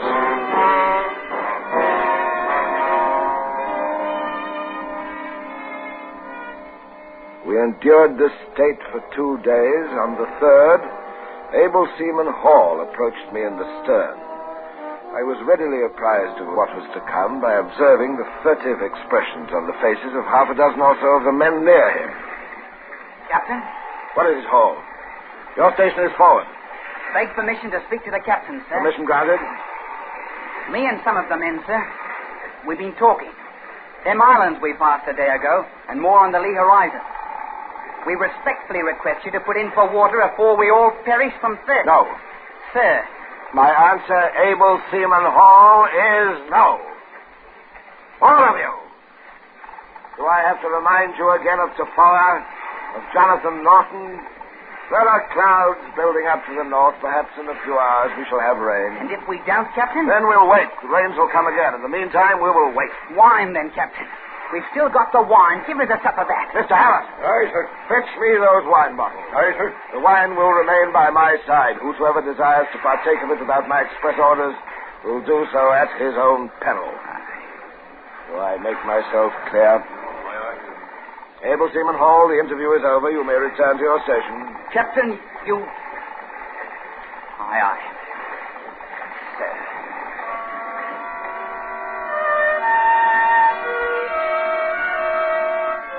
I was apprehensive, to say the least. One calamity we had endured aboard the Bounty. And here, I could see dark stirrings again. It was Hall who was the ringleader, and it was he that I should have to watch most closely.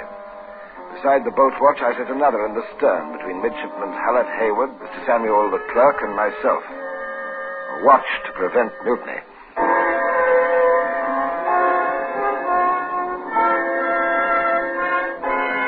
Providence smiled upon us the next day, and the rain fell in torrents. We replenished our supply, but equally were nearly swamped by the deluge. In the afternoon, we saw many birds about us, boobies and noddies, but none alighted to nourish us by their presence. In that great expanse of sea, distance was measured by sameness. It might have been 1,000 miles we had sailed, or 10,000. By my reckoning, we were now approaching the coast of New Holland. Our appearance was shocking, and several of my people were half dead. I resolved, therefore, to risk all and make a landing on one of the New Holland group, if such it was. This, a day and a half later, we did, without incident. It's a very small island, sir. There's not much here, I'm afraid. Did you see a sign of natives? No, sir. Then we are at least fortunate in that. The men found some oysters, sir. They're bringing them in now. That's about all. A few berries. Very good, Mr. Hayward. Now listen to me, you, Mr. Hallett, and you, Hayward. We can't remain here. If once the men accustom themselves to this place, we shall have great difficulty in making them return to the boat. I know, sir, but don't you think a few days... I do not. A few days and we shall have lost the will to continue on. There is a goal to be reached, Timor. a settlement where the processes of law may be effected, I purposely chose this island in the hope that it was not inhabited. But over there, from there may come the danger. It too may be uninhabited. And if it is not, these natives are a seafaring people. You have not perhaps seen their canoes, Mr. Hallett. Take my word, we are even now more than likely observed. No, we must get underway before sunset.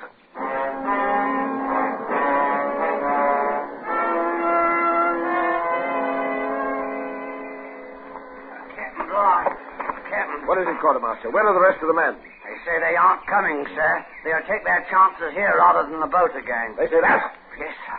Take me to them, Mr. Hallett. Mr. Hayward, the cutlasses, if you please. Follow me.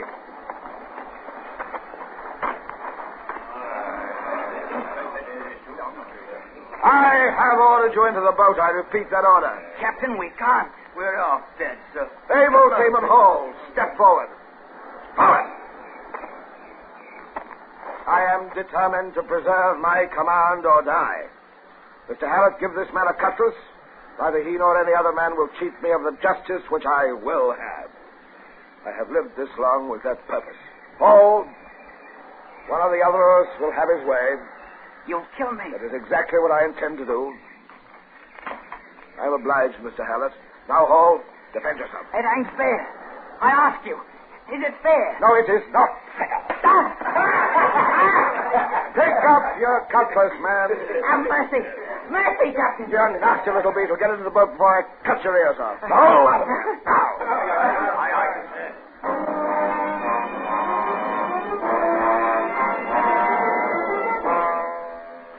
I had maintained discipline, but at what risk I did not know. The men had laughed at Hall's discomfiture, but I knew that unless our lot was soon bettered, their laughter might soon turn to growling. For the next few days, however, I must admit that I was pleased with their renewed confidence, all except for Able Seaman Hall, who upon occasion cast glances which were laden with villainy. His last attempt to defeat my purpose occurred in the early gray morning, 39 days since the mutiny on the Bounty.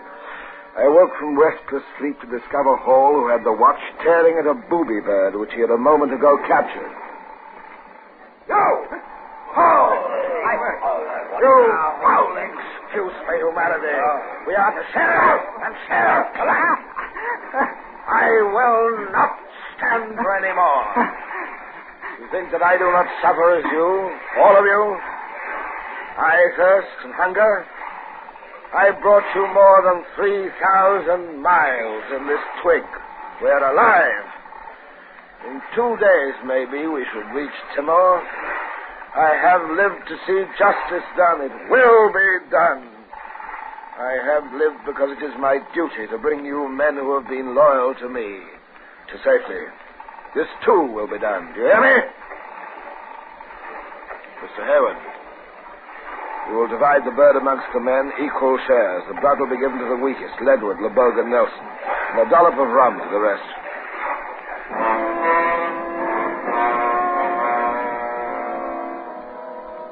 I remember that last day, the day that we sighted the island of Timor. I did not know where the Dutch settlement was situated, but had a faint idea that it was the southwest part of the island. I decided to make for that point. If it's inland, so even slightly hidden from view, Captain, we may pass the settlement and never know. Sure. The winds and currents are unfavorable. We may be blown further out to sea. I beg of you, let us put in now. Regain our strength before we go on to the settlement. Break out the oars. We shall keep her on course with the oars. No, Captain, no. The oars! Sir, hold your tongue, Mr. Hayward. I've already given the order. We land at the settlement and at no other place.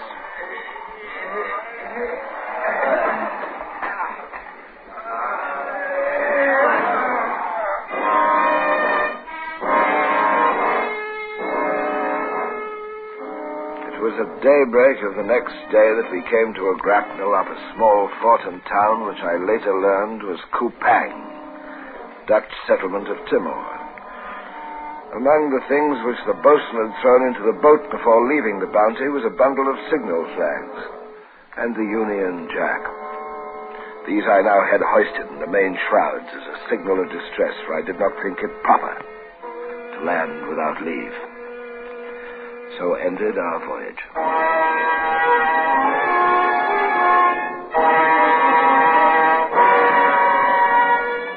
Captain Bligh returned to England and saw that his justice was done. Some few of the Bounty mutineers were captured. 4 of them were hanged, 2 convicted, then later pardoned, and 4 others acquitted of the charges against them.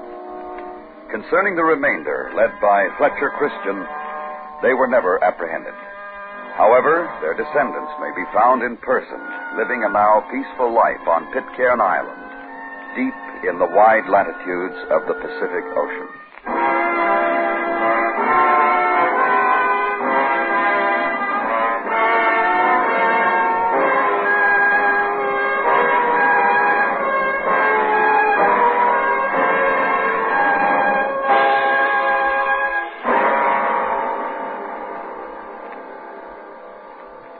Suspense, presented by Autolite. Tonight's star, Mr. Charles Lawton. This is Harlow Wilcox for Autolite, the world's largest independent manufacturer of automotive electrical equipment. In 28 plants from coast to coast, the men and women of Autolite build over 400 fine products for cars, trucks, tractors, planes, boats, and industry. Autolite contributes its manufacturing experience and skills to the fields of transportation, electronics, agriculture, die casting, and plastics. The Autolite name is famous all over the world for products of unsurpassed quality and performance. In service, too, Autolite facilities are worldwide. Wherever you travel, you'll find trained experts prepared to serve your technical needs. So, for superior products, always look for the name Autolite, because from bumper to tail light, you're always right with Autolite.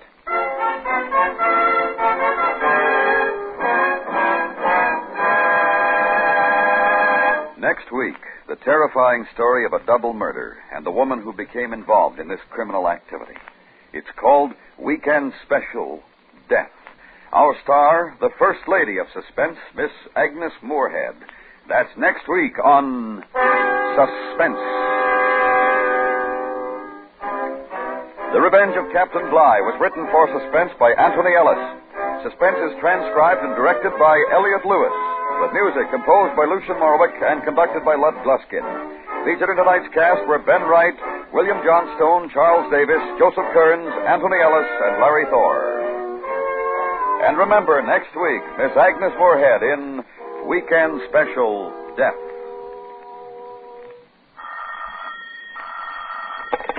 You can buy Autolite standard or resistor type spark plugs, Autolite Stay Full batteries, or Autolite original service parts at your neighborhood Autolite dealer.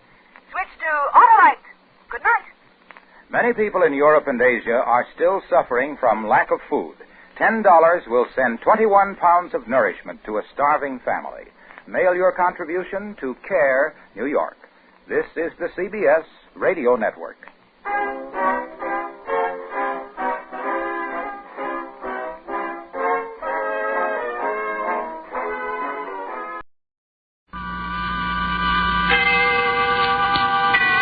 Autolite and its 98,000 dealers bring you the First Lady of Suspense, Miss Agnes Moorehead, in tonight's presentation of Suspense.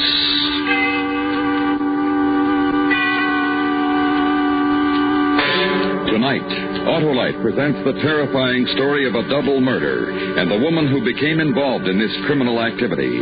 Weekend Special, Death. Our star, Miss Agnes Moorehead.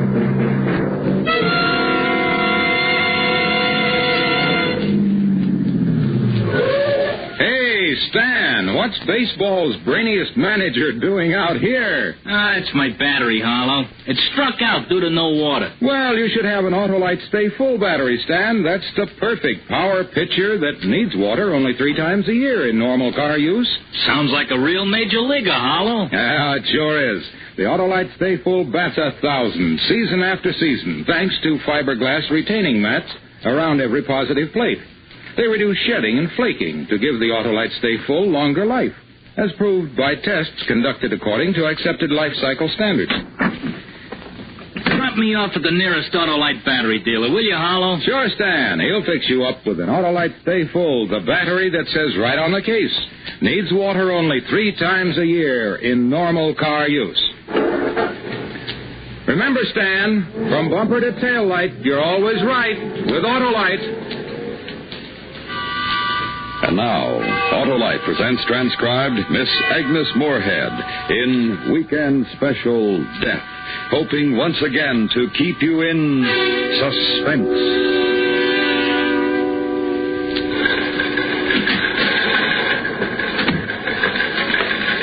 Who is Franz? I am. I'm Lee Stanley. Oh. What is all this? Well, maybe you can help us, Mr. Stanley. The woman says she works for you. Rita, she certainly does work for me. She's worked for me for 2 years or more. Why are you holding her? What does she do for you? My secretary. Look, if I can't get any answers from you, I just as soon call Captain Hilliard at home. I understand you're an attorney, Mr. Stanley. I am. Right now, you might consider that she's my client, and I want to see her.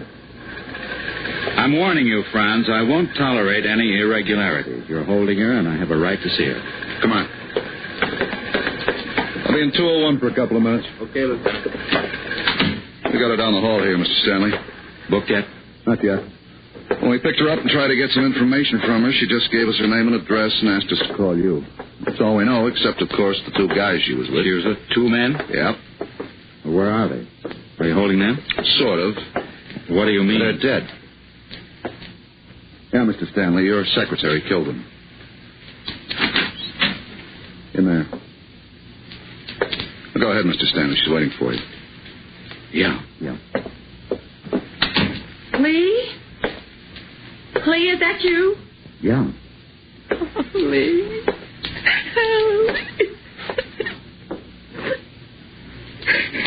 This isn't a very nice way to spend a Sunday morning, is it? No. Hi.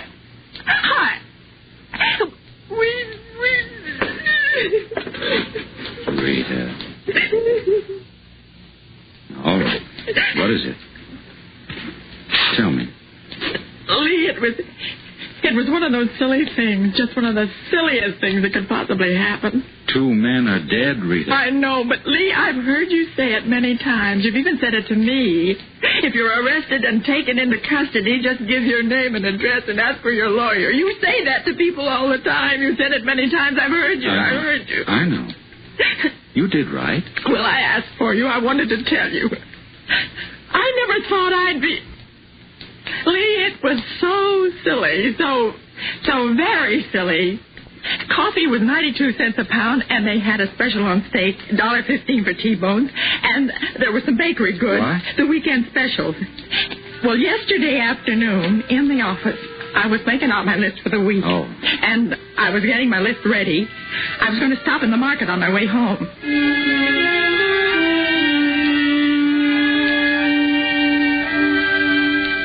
Potatoes, carrots, okra.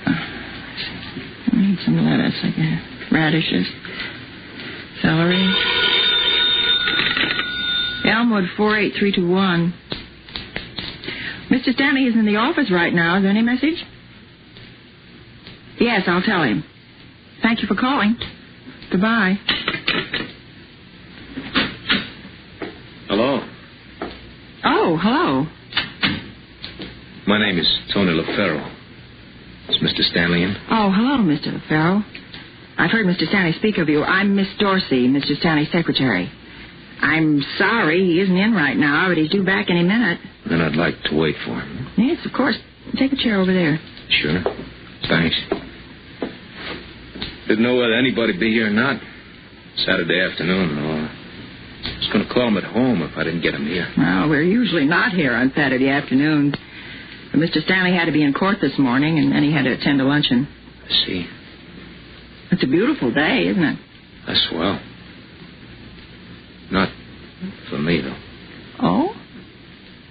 When you said you'd heard Mr. Stanley speak of me, you mean that you know about the trouble I'm in? Well, I'm sure Mr. Stanley will be able to help you, Mr. LaFaro. Otherwise, he wouldn't be handling the case. Just don't understand how people can be that way. I didn't take that car. It was mine. It belonged to us, me and my wife. I had a right to sell it, and how she can charge me with theft, I don't know. I can't understand any of these things. Well, what's this? Hello, Tony. Mr. Stanley. What's up now? My wife's back in this country. She's going to throw some more charges at me. That's right. I received a letter this morning. I'm out on bail now, waiting for my trial and that other thing. Will they put me back in? You better come in my office. I brought those receipts and bill of sale in the car that you asked me to find. Good. All right if I leave now, Mr. Stanley? Go on in, Tony. I'll be in a minute. Make yourself comfortable. Sure. Rita, have any plans this afternoon? I want to get my shopping done. Why? Well, I hate to ask this. It's such a swell afternoon and all, but he's in more trouble than he knows. There are 2 new warrants against him for grand theft. I want some information before they're executed, if possible. I'll need you. Oh, Lee. I'm sorry. These things happen now and then. Well, I'll get my book. I was going to play golf, if it helps you any. Well, it doesn't. You know something? What? That mild, sweet little man who's so polite and gentle, how could he get into all this trouble? Because that mild, sweet little man's a liar and a thief, and they usually get into trouble. Oh, you're always... If he had a gun, he'd as soon blow your head off as look at you. Sorry I ever took him on as a client. Well, let's get started.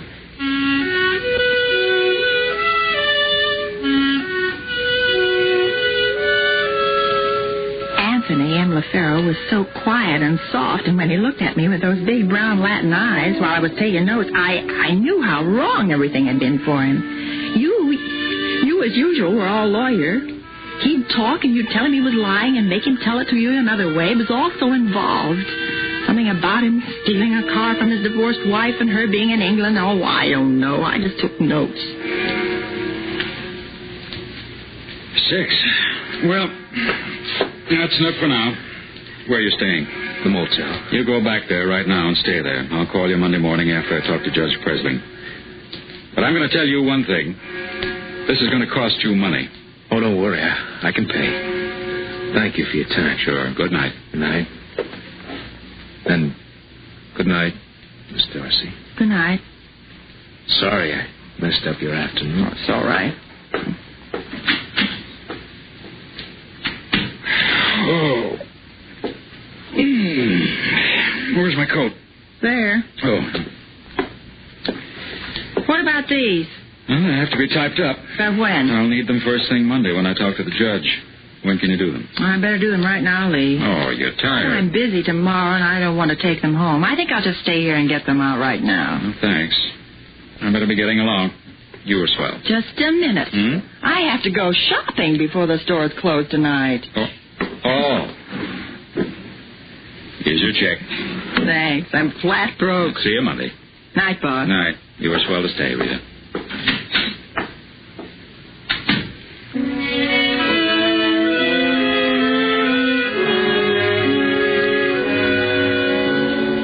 It took me until 8:30 to type up the notes. And after that, I drove straight to Jack's Market. It's about 2 blocks from my apartment. I wanted to cash my check, get the groceries, and go home. My idea was to have a little something to eat and get to bed early. Well, it didn't work out that way.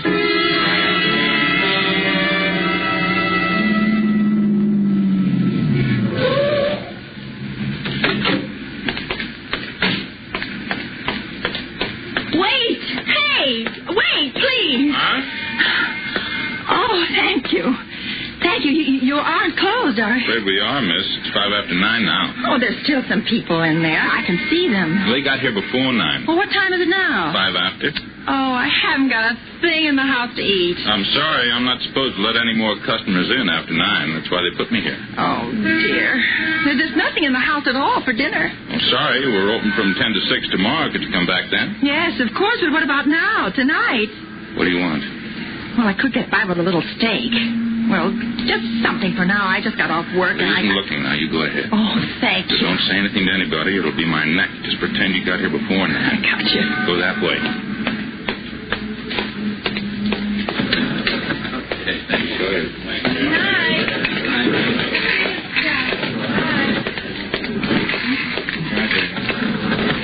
As long as I did get in, and I decided I'd do all of my shopping. It wouldn't hurt anybody if I was just a little late. You know how it is in a store. You wheel back and forth looking for what you want. At least I do. And that's what I did there. I was way in the back of the store, and I didn't notice it when they turned off the overhead fans. And I didn't notice that there wasn't anybody front at the cash register. But I did notice it when all the lights suddenly went out. Hey! Hey! I'm still in here! Hey! Hey! Wait a minute! Wait a minute, you! Mister! Hey! Hey! Oh, well, I'll be darned. I'm locked in.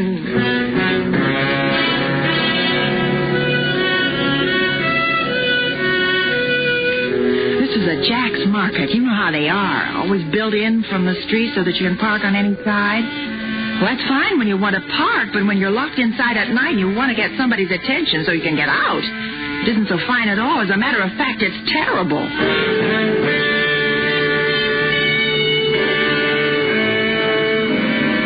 After a few minutes, I went to the hardware counter and got a flashlight and waved it for a half an hour, and when nobody saw it or paid any attention to it, I got worried. I was more worried when I got in the phone booth and found out I didn't have anything but a check. And I couldn't open any of the cash registers or the door of the little office in the back. I want you to know things got a little worse about 2 in the morning. After I'd settled for a pint of milk and a piece of cheese and stretched out with a sack of flour for a pillow. Something woke me up. Something near the side entrance.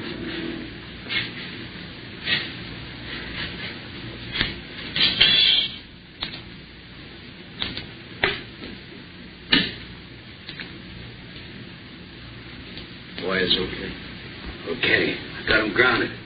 Let's go. Come on.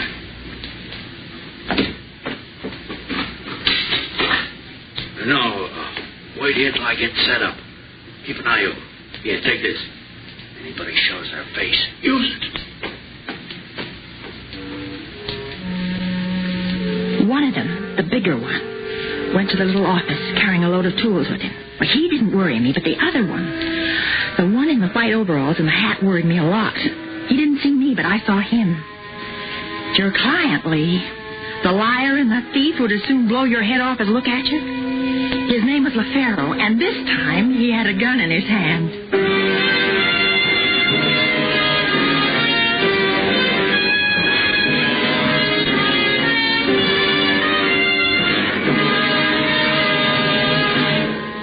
Autolite is bringing you Miss Agnes Moorehead in Weekend Special Death.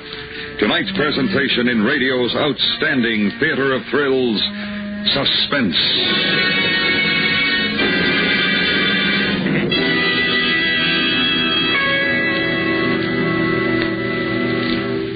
Well, Harlow, I signed up an Autolite Stay Full battery. Ah, smart move, Stan. You got yourself a real pennant winner with that great battery that needs water only 3 times a year in normal car use. And they tell me that Autolite Stay Full has a life that's longer than an umpire's face, Harlow. Yes, sir, Stan. Fiberglass retaining mats protect every positive plate to reduce shedding and flaking and give the Autolite Stay Full longer life, as proved by tests conducted according to accepted life cycle standards. The Autolite Stay Full really makes a hit with me, Harlow. And with everybody who wants a battery with pep, power, and peak performance every time. Friends, visit your Autolite battery dealer. He services all makes of batteries. And if you need a new battery, he has the Autolite Stay Full, the battery that needs water only 3 times a year in normal car use. Remember, from bumper to tail light, you're always right with Autolite. And now, Autolite brings back to our Hollywood soundstage Miss Agnes Moorehead in Elliot Lewis's production of Weekend Special Death, a tale well calculated to keep you in suspense.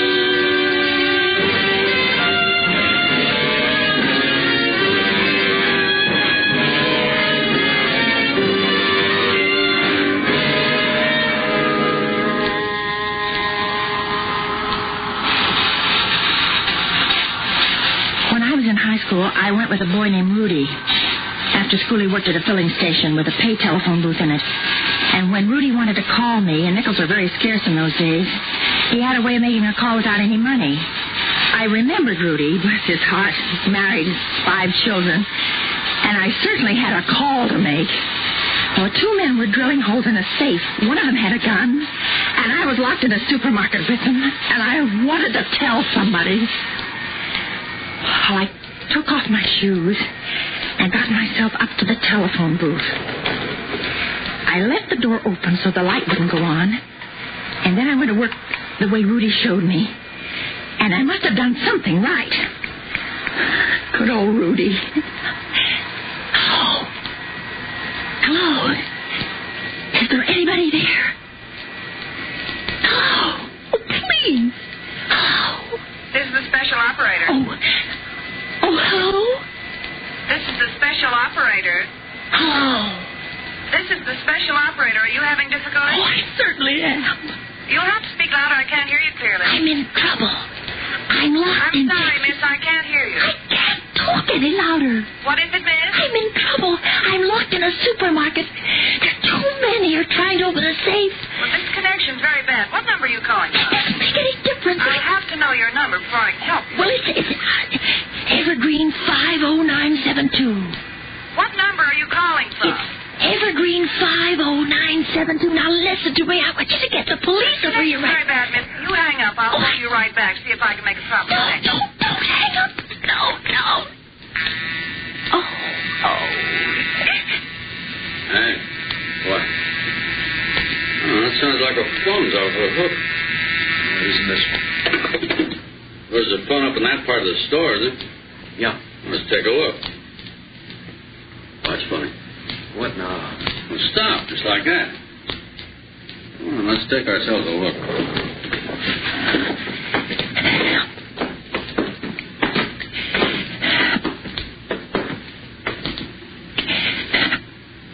If you heard a phone off the hook, it wasn't this one. Look. Yeah, I guess I'm getting old or something. Any other phones in this place? Just this one and the one in the office. You told me that. Yeah. Besides, how would a phone get off the hook by itself? I don't know. How would it? You may be getting old at that. I'm not too old to take you in on a job so you can get some money to get yourself out of a jam. Oh, you old guys give me a pain. I was behind the post toasty display, I think. They were about 10 feet from me. As long as I just saw them and they didn't see me, I was happy. I was willing to let them rob the safe. I was willing to stay in the store all night. I was willing to do anything as long as I didn't get hurt. Hey. What are you going to do? I'm going to answer. Well, a minute ago... That was a minute ago. This is now. Well, look, you can just let it go and it'll stop ringing. Who calls a pay booth this time of night? Wrong number, you know that. And I'll tell whoever it is that they got them on. Hello. Special operator? Yeah, this is Evergreen 50972. No, I'm sorry. No one could possibly have called from here in the last 5 hours. I'm the night watchman. Yeah, thank you. Fred? Yeah? There's somebody in here. Trying to use that phone 2 minutes ago. Dang. Yeah. All right, come out, wherever you're hiding. Hey, you crazy. Suppose she's got a gun. If she did, she'd have used it by now. Come on, come out. Okay. You take that aisle, I'll take this one. All right.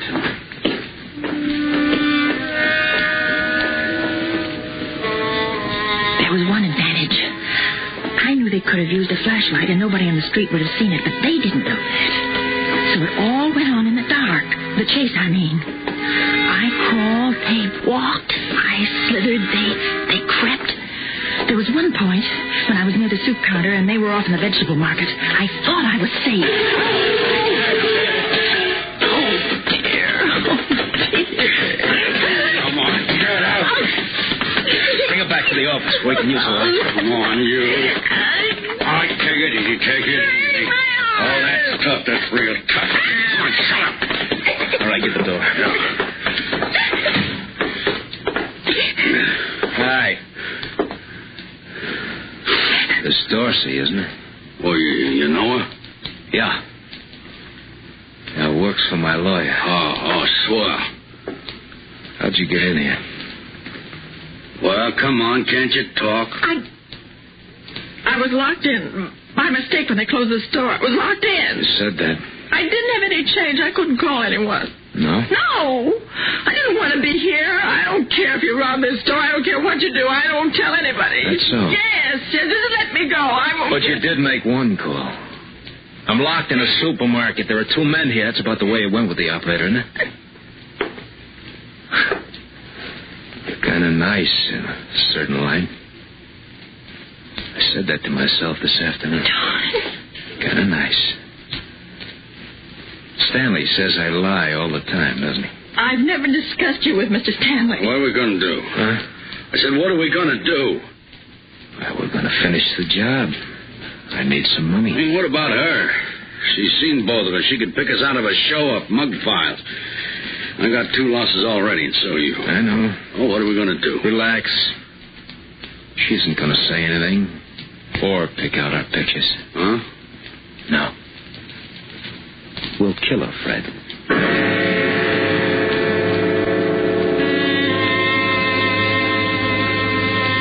He wasn't lying then, Lee. Not one bit. I knew that. I knew it the minute he looked at me. He told me to sit down on the floor facing the wall. I did, expecting a bullet in my back any minute. Instead, I had to sit like that while they went to work on the safe again. Come on, hurry it up. Hurry it up, will you? Going as fast as I can. Don't open one of these things in 15 seconds, you know. Doing my best. Oh, lousy drill. You pushed it too hard, that's why it broke. Well, you're pushing me too hard. Get it open, we haven't got all night. Just a second. You, ever seen a safe crack before? Hey, you. No, I haven't.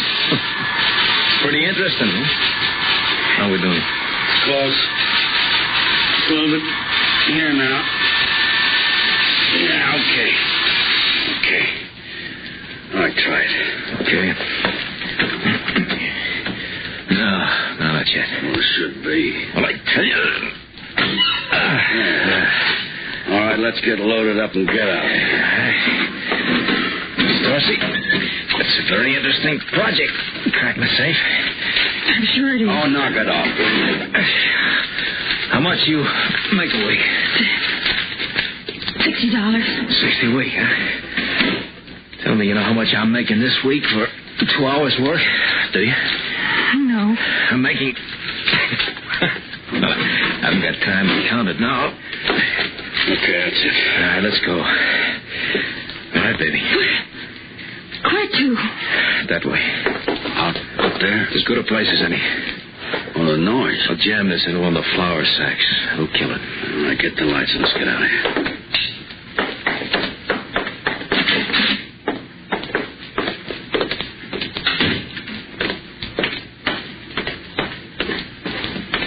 I was surprised how anxious I was to live, even with those 2 men on the same planet with me. My eyes were pretty used to the dark by the time we were out in the aisle passing the ginger ale display.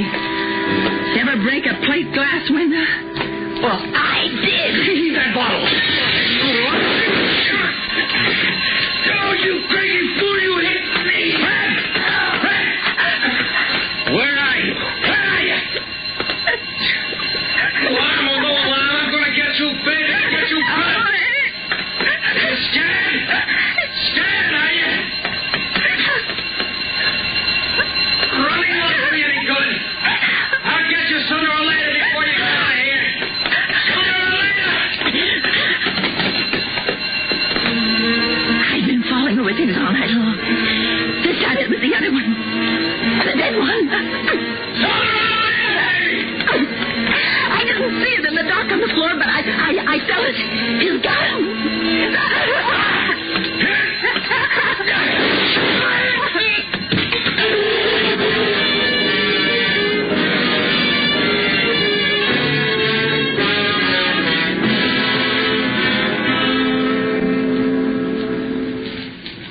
That enough for you, Lieutenant? Yeah, that's plenty. Can I go home now? I don't know. What do you mean you don't know? You don't want to hold around these charges that homicide was justifiable? Yeah, well, that isn't what worries me. Well, what does? What have I done now? Rudy. What was his last name? Huh? He may still be walking around making free phone calls. Maybe I want to talk to him. You're my lawyer. What do I say to him? Nothing, baby. You said enough. Come on, I'll take you home. Good night.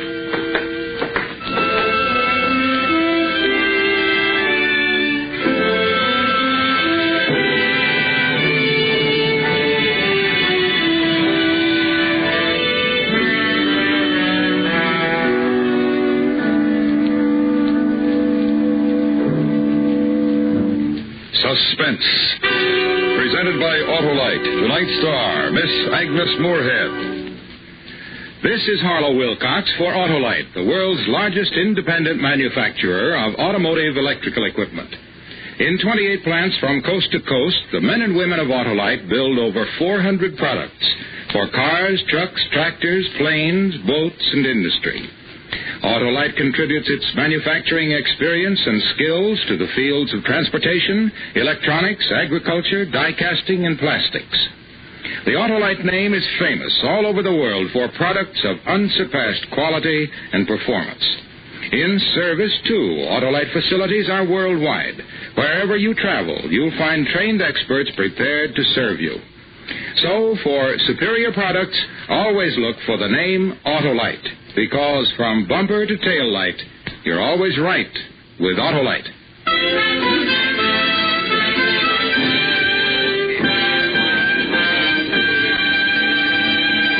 Next week, the true story of an escape to freedom in which it has been necessary to change the names of all the principal participants in order that their survivors, still imprisoned, may live. It's called Listen, Young Lovers. Our stars, Mona Freeman and Robert Wagner. And that's next week on Suspense. Suspense is transcribed and directed by Elliot Lewis, with music composed by Lucian Morowick and conducted by Lud Gluskin. Weekend Special Death was written for Suspense by E. Jack Newman. In tonight's story, Anthony Barrett was heard as Tony and Joseph Kearns as Fred. Featured in the cast were Hy Averback, Whitfield Connor, Mary Jane Croft, and Barney Phillips. Agnes Moorehead is now appearing in the Universal production of The Magnificent Obsession and will start on tour in October in her one-woman show, The Fabulous Redhead. And remember, next week, Mona Freeman and Robert Wagner in Listen, Young Lovers.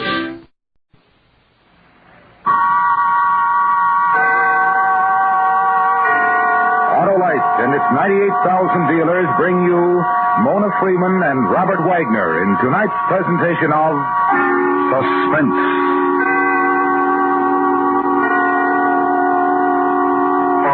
Tonight, Autolite presents the true story of an attempt to escape to freedom, in which it has been necessary to change the names of all principal participants in order that their survivors, still imprisoned, may live. Listen, young lovers. Our stars, Mona Freeman and Robert Wagner.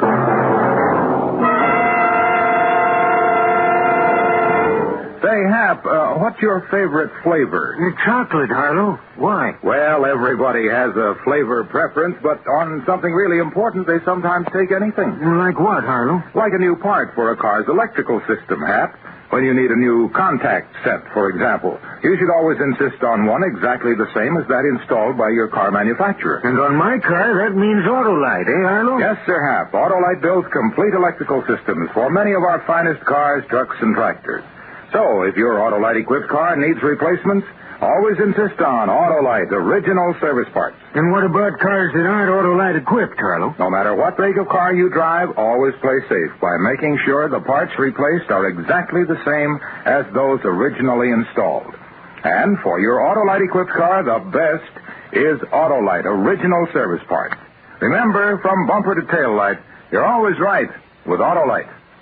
And now, Autolite presents transcribed Robert Wagner and Mona Freeman in Listen, Young Lovers, hoping once again to keep you in suspense.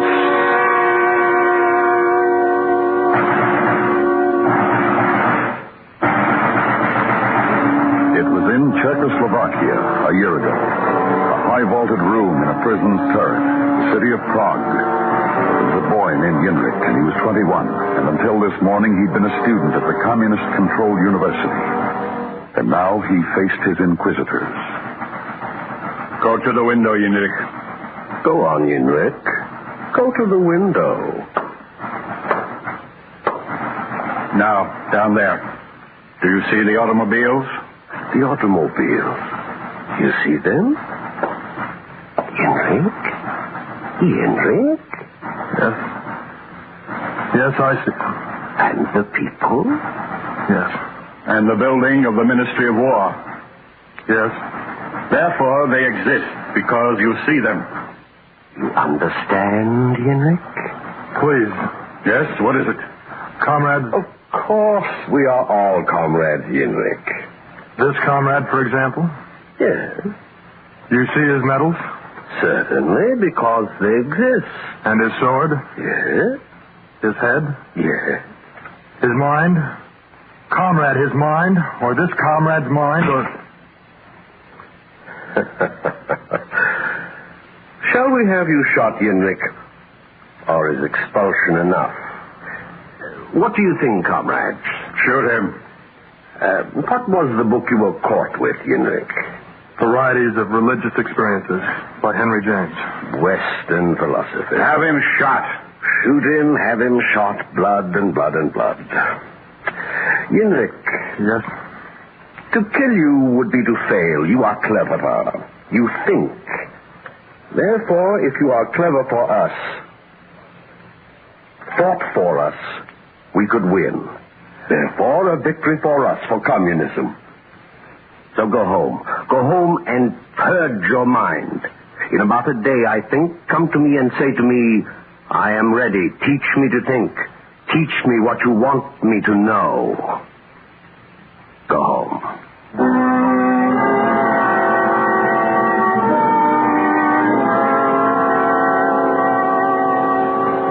And for this they expelled you? For daring to read? For daring to think? For this, Malata. This that they have done to you.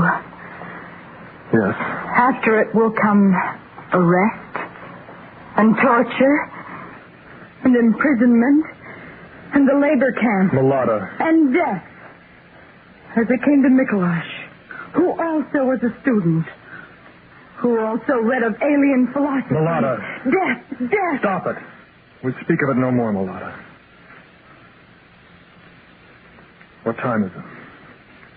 It's almost the hour of... Turn on the radio, then.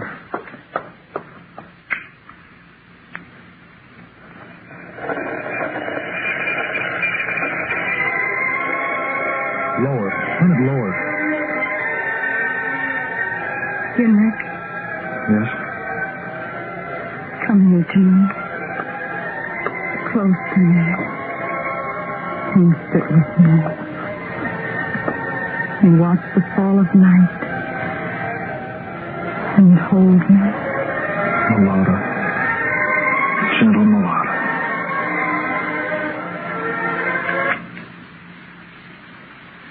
This is the voice of Free Czechoslovakia. And the voice of Radio Free Europe. Bringing you the news of the free world. Bringing you the knowledge that you are not forgotten.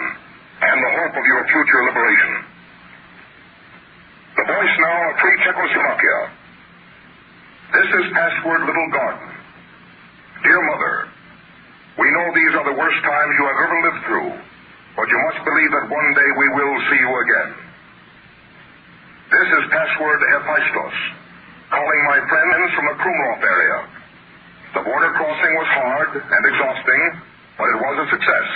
Now I am well and I see true freedom. Tonight, as we promised, we are going to tell you about the Free Europe College in Strasbourg. Like Radio Free Europe, the college is maintained by the voluntary contributions of the American people. It is for students who have escaped from the Soviet orbit, from Soviet tyranny, from Soviet terror. For students who have fled across the border and come to Germany, where they have found the climate of freedom and of learning. Yenrik, why have you turned it off? Why? I thought I heard a step on the stairs in the hall. Yes, I did hear. Turn on the lights, Mulata. Quickly. Perhaps it's only the man who lives up.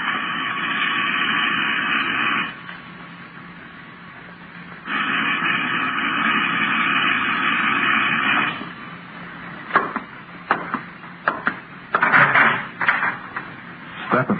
Comrade Stepan, who was walking the streets in loneliness and in regret, and who thought to call on a friend, on a comrade. May I? Come in. You know Mulata? Of course. You brought her once to the university, and her sweet young face made such an impression amongst us. We talked of it, of you, of your lovely fiancée, Mulata. Why are you here? I told you. It was a night of loneliness and of regret. How harsh we were with him, Mulata, with your love. How almost brutal. What savage blows we struck against his sensitive brain. And I became concerned for him. I became... But you're a young man, a man of intellect, of perception. And see him. See his face. How he knows I lie. How he knows I have no concern for him, nor pity, nor rage. But you have such emotions for him, Mulata, and love also. Then tell him, convince him, take his hand, and lead him back to us with your young love. For this, that one day and soon, your gentle arms won't have to cradle his corpse. Well, tomorrow, Yenrik, and we will welcome you back with such warmth, such joy. Good night, Yenrik. Mulata.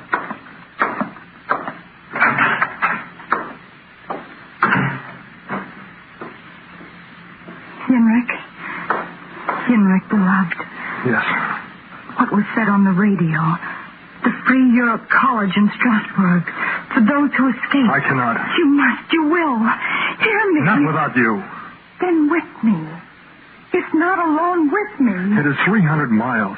300 miles of guards and border patrols and informers and dogs. Wilderness and hunger and hiding. With me. With me. Yenrik. Yes. But it must be now. Immediately now. Get your coat. A scarf for your hair if you have candy bars. Quickly, Mulata. Quickly. Yes. My scarf, my coat, candy bars, and this. Take it, Yenrik. What is it? The same that I have for myself. A small bottle of liquid. Of poison that is kept here for insects and vermin. Mulata. If we are caught, we will drink it. Together we will drink it. In this way, they will never separate us. This way we will never leave each other. Yes.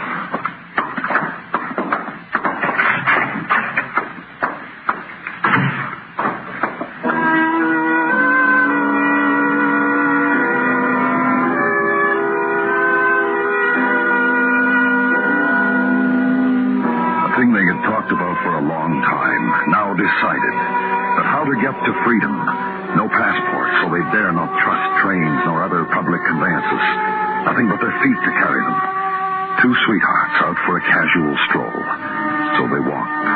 Prague to Kladno, across the Tava River, swollen by spring rains, to Krasnice, and close to the border now. Lonely paths through the mountain roads, and across fields, to the young lovers, almost a pleasant adventure. Almost.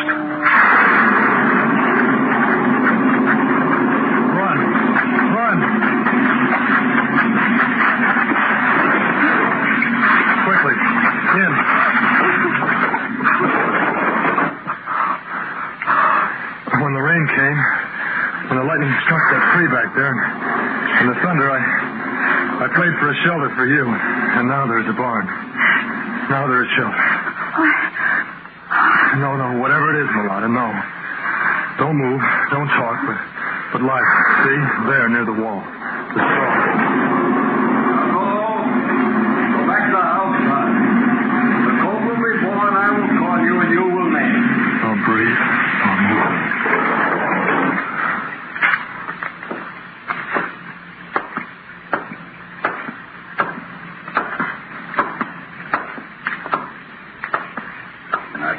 friend of mine.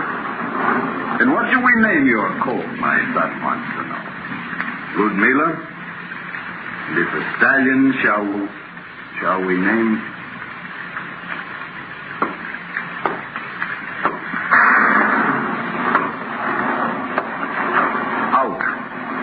Out, or with this pitchfork. Now, let me look at you. Step closer to the light. Two of you now. We're not thieves. No? Truly, we're not thieves. Then what? Hikers. Throw down your papers then, so I'll know it. Well? There are no papers. Refugees? Yes. From what? Terror.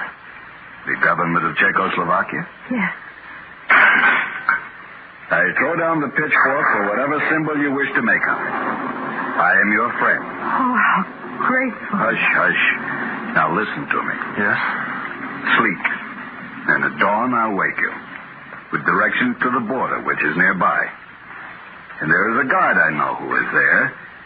And I will send you to him. And he is a friend.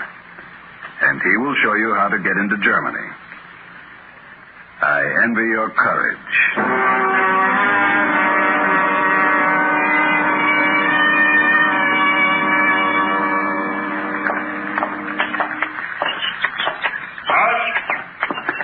Raise your arms over your head. Do not fear. You are Radek, the guard who... I am Radek. Come forward. You are the two who slept in my friend's barn. The pretty young girl and her young man. The refugees. Yes. He said you'd be our friend. Radek, show us how we can get into Germany. And for this we are what? Grateful, because he was kind, as you are kind. And a final act of kindness.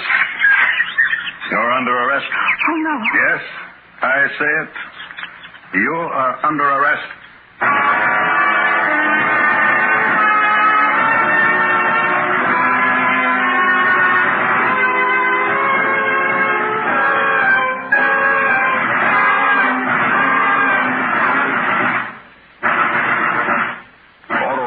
Bringing you Mona Freeman and Robert Wagner in Listen, Young Lovers. Tonight's presentation in radio's outstanding theater of thrills, Suspense.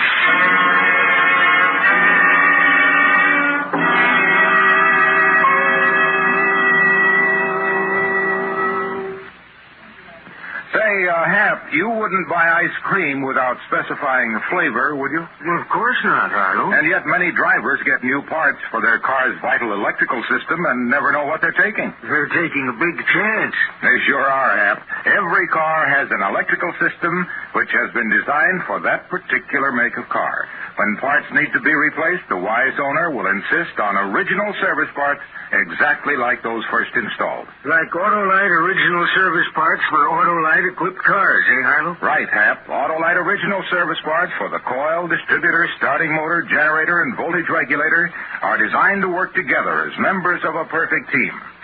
No matter what make of car you own, get parts exactly the same as those installed by the manufacturer. Then you'll be sure of safe and efficient operation. On Autolite-equipped cars, insist on Autolite original service parts. Because, from bumper to tail light, you're always right with Autolite. And now, Autolite brings back to our Hollywood soundstage Robert Wagner and Mona Freeman in Elliot Lewis's production of Listen, Young Lovers, a true report well calculated to keep you in suspense.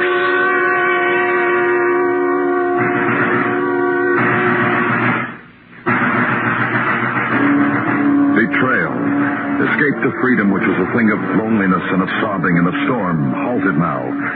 And betrayed, made futile by a man who had given them a night's sleep in his barn and spoke gently of refugees and of courage and of help to be had from his friend, the guard, while they slept, informed to the man of the automatic rifle who stood guard on the Czech-German border, who was communist. It was called Radic. Lambs, lost little lambs, to have huddled in his barn from the storm. To have believed such as him to come so innocent to the slaughter. To Radic. And you would kill you if you try something. Her of the pretty young face. Not her. Perhaps if a tear fell on such a soft cheek. Come, move. Move. Where do you take us? To the hut there, where there is a phone, where I call the proper authorities. Tell them Radic has snared 2 more. Radic? Radic? Mm-hmm. How soft you say my name, and without fright. The thing you said. What thing? That you would kill him. If he wants it, if he must pretend to you, he is a hero. He is no hero. Such pertinence as you.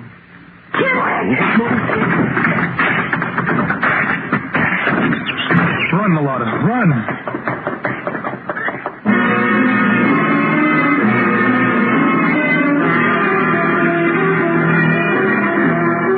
The trick, and run. Run across the border into eastern Germany, and keep running. And behind them the shouts of clamor and the baying of dogs. And like animals, hide. Run again into darkness and under the shield of night. Exhausted sleep. Dawn then.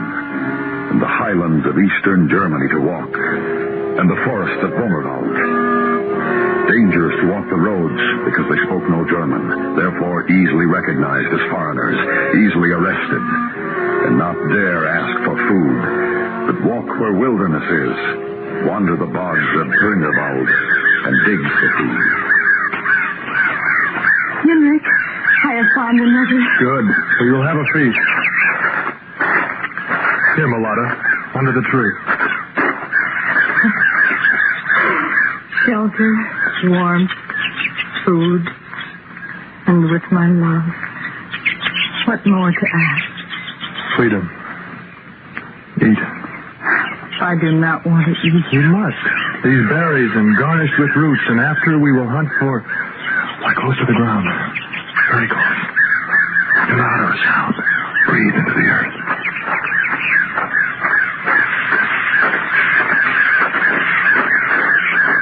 Kaninchen. Kleine, wilde Kaninchen aus dem Wald. Und ich bin der Jäger. Und ich habe euch gefunden. Und euch gefangen. Geht auf! Und ich töte euch! We are refugees. We're not dangerous. We are but... Sie sprechen. Die wilden Kaninchen sprechen. He doesn't understand us, Mulata. And his look as if he were mad. His pistol. He holds it so close to your face. He will kill you. He will. Ich habe euch vom Wald gesehen. Sie aßen gerade. What? Essen. So. Hungrig. He's hungry. The sign he makes. Give them to him. Give him the roots and the berries. Take them. Please take them, old man. Nein. You are hungry. Take them. We will find others. Dankeschön.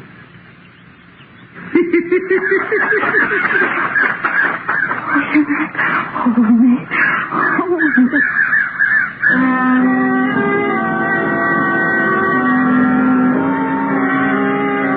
By now they had lost all track of time. Some days they covered as much as 10 or 15 miles. Other days they knew they were lost and had to retrace their steps. And always there was the hunger. And always the feeling somehow that the trip would never end. I can't go on. I can't. Mulata. You go. You can make it. No, listen. What? Listen, can you hear it? A car. We must be near a highway. We'll ask someone for a ride. Yes. No. No. Suppose it's the communist who stops for us. Immediately there will be questions. Then there will always be the bottles, Mulata. The bottles of poison. We'll die together, and that will be our victory. Yes. Then come.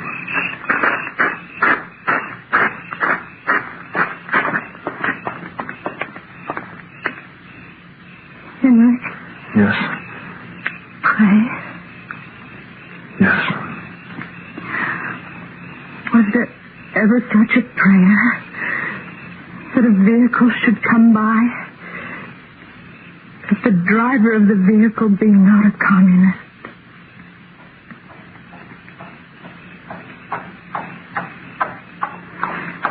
That the driver be not a communist?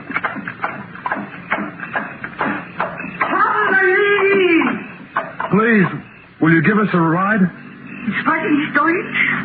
9, we don't speak German. We're Czech. Kinder, children. Get into the wagon quickly. Get down on the floor. The car approaching has a spotlight. This is a patrol car. Quickly, quickly.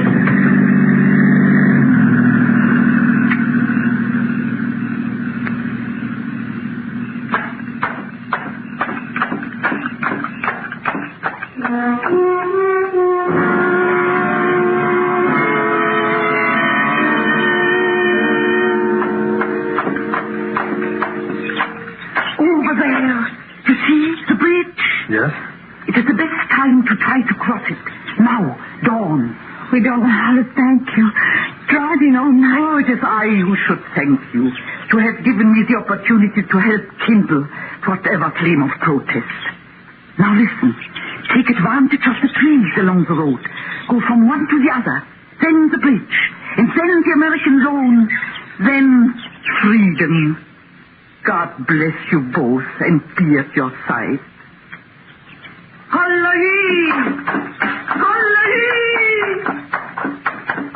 Quickly now, across the road.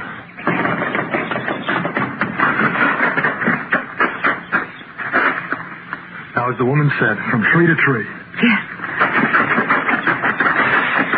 All right? Yes. Now.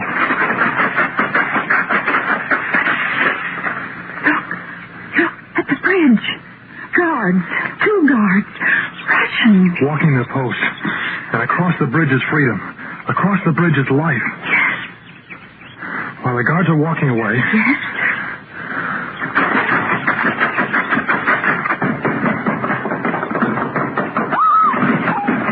Milana, get up. Quickly before the guards. I can't. My ankle. I'll help you. I'll help you. Arm around my shoulder. I can't. I think I must have broken it. The Russian guards. They've seen us. Run, beloved, run. Not without you. Leave me. The bottle. Leave me. I will drink of mine. Beloved.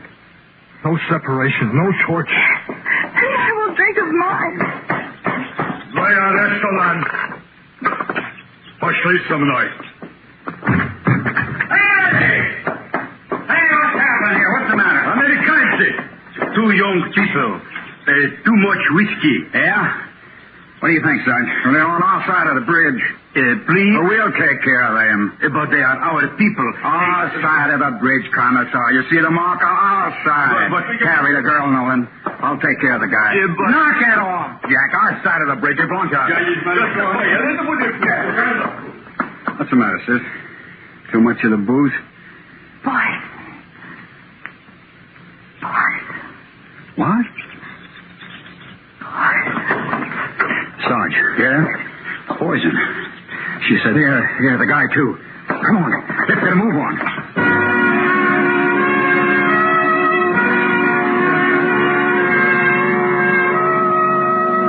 Radio Free Europe, brought to you by your friends in America. The voice now of Free Czechoslovakia. This is Password Greenbauer, calling all our friends in the area of Prague. We have recovered now from the poison, and we have married. We attend now the Free Europe College in Strasbourg. Students who escaped the Russian orbit are welcome here. We wait for you with open arms. There is freedom here, and the teaching of ideas. Free ideas for which millions have been and are still ready to die. I hold out my hand to all of you. And this is Password Traviata, calling you of our region. Greetings and remembrances to all our dear friends. We wait for you. We greet you, from a free world.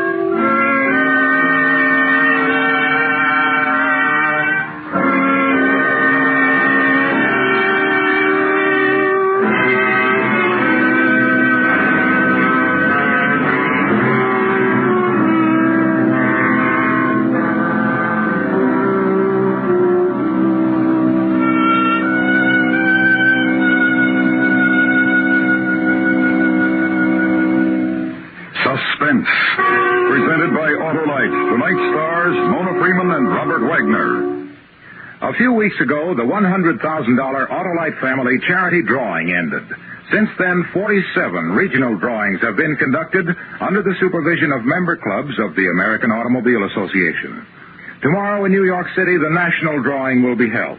A distinguished committee of civic, religious, and charity leaders will witness the event as your representatives. The first classic study of suspense, as we present a new dramatization of one of the most terrifying stories ever written. Wilkie Collins' A Terribly Strange Bed. Our star, Mr. Peter Lawford.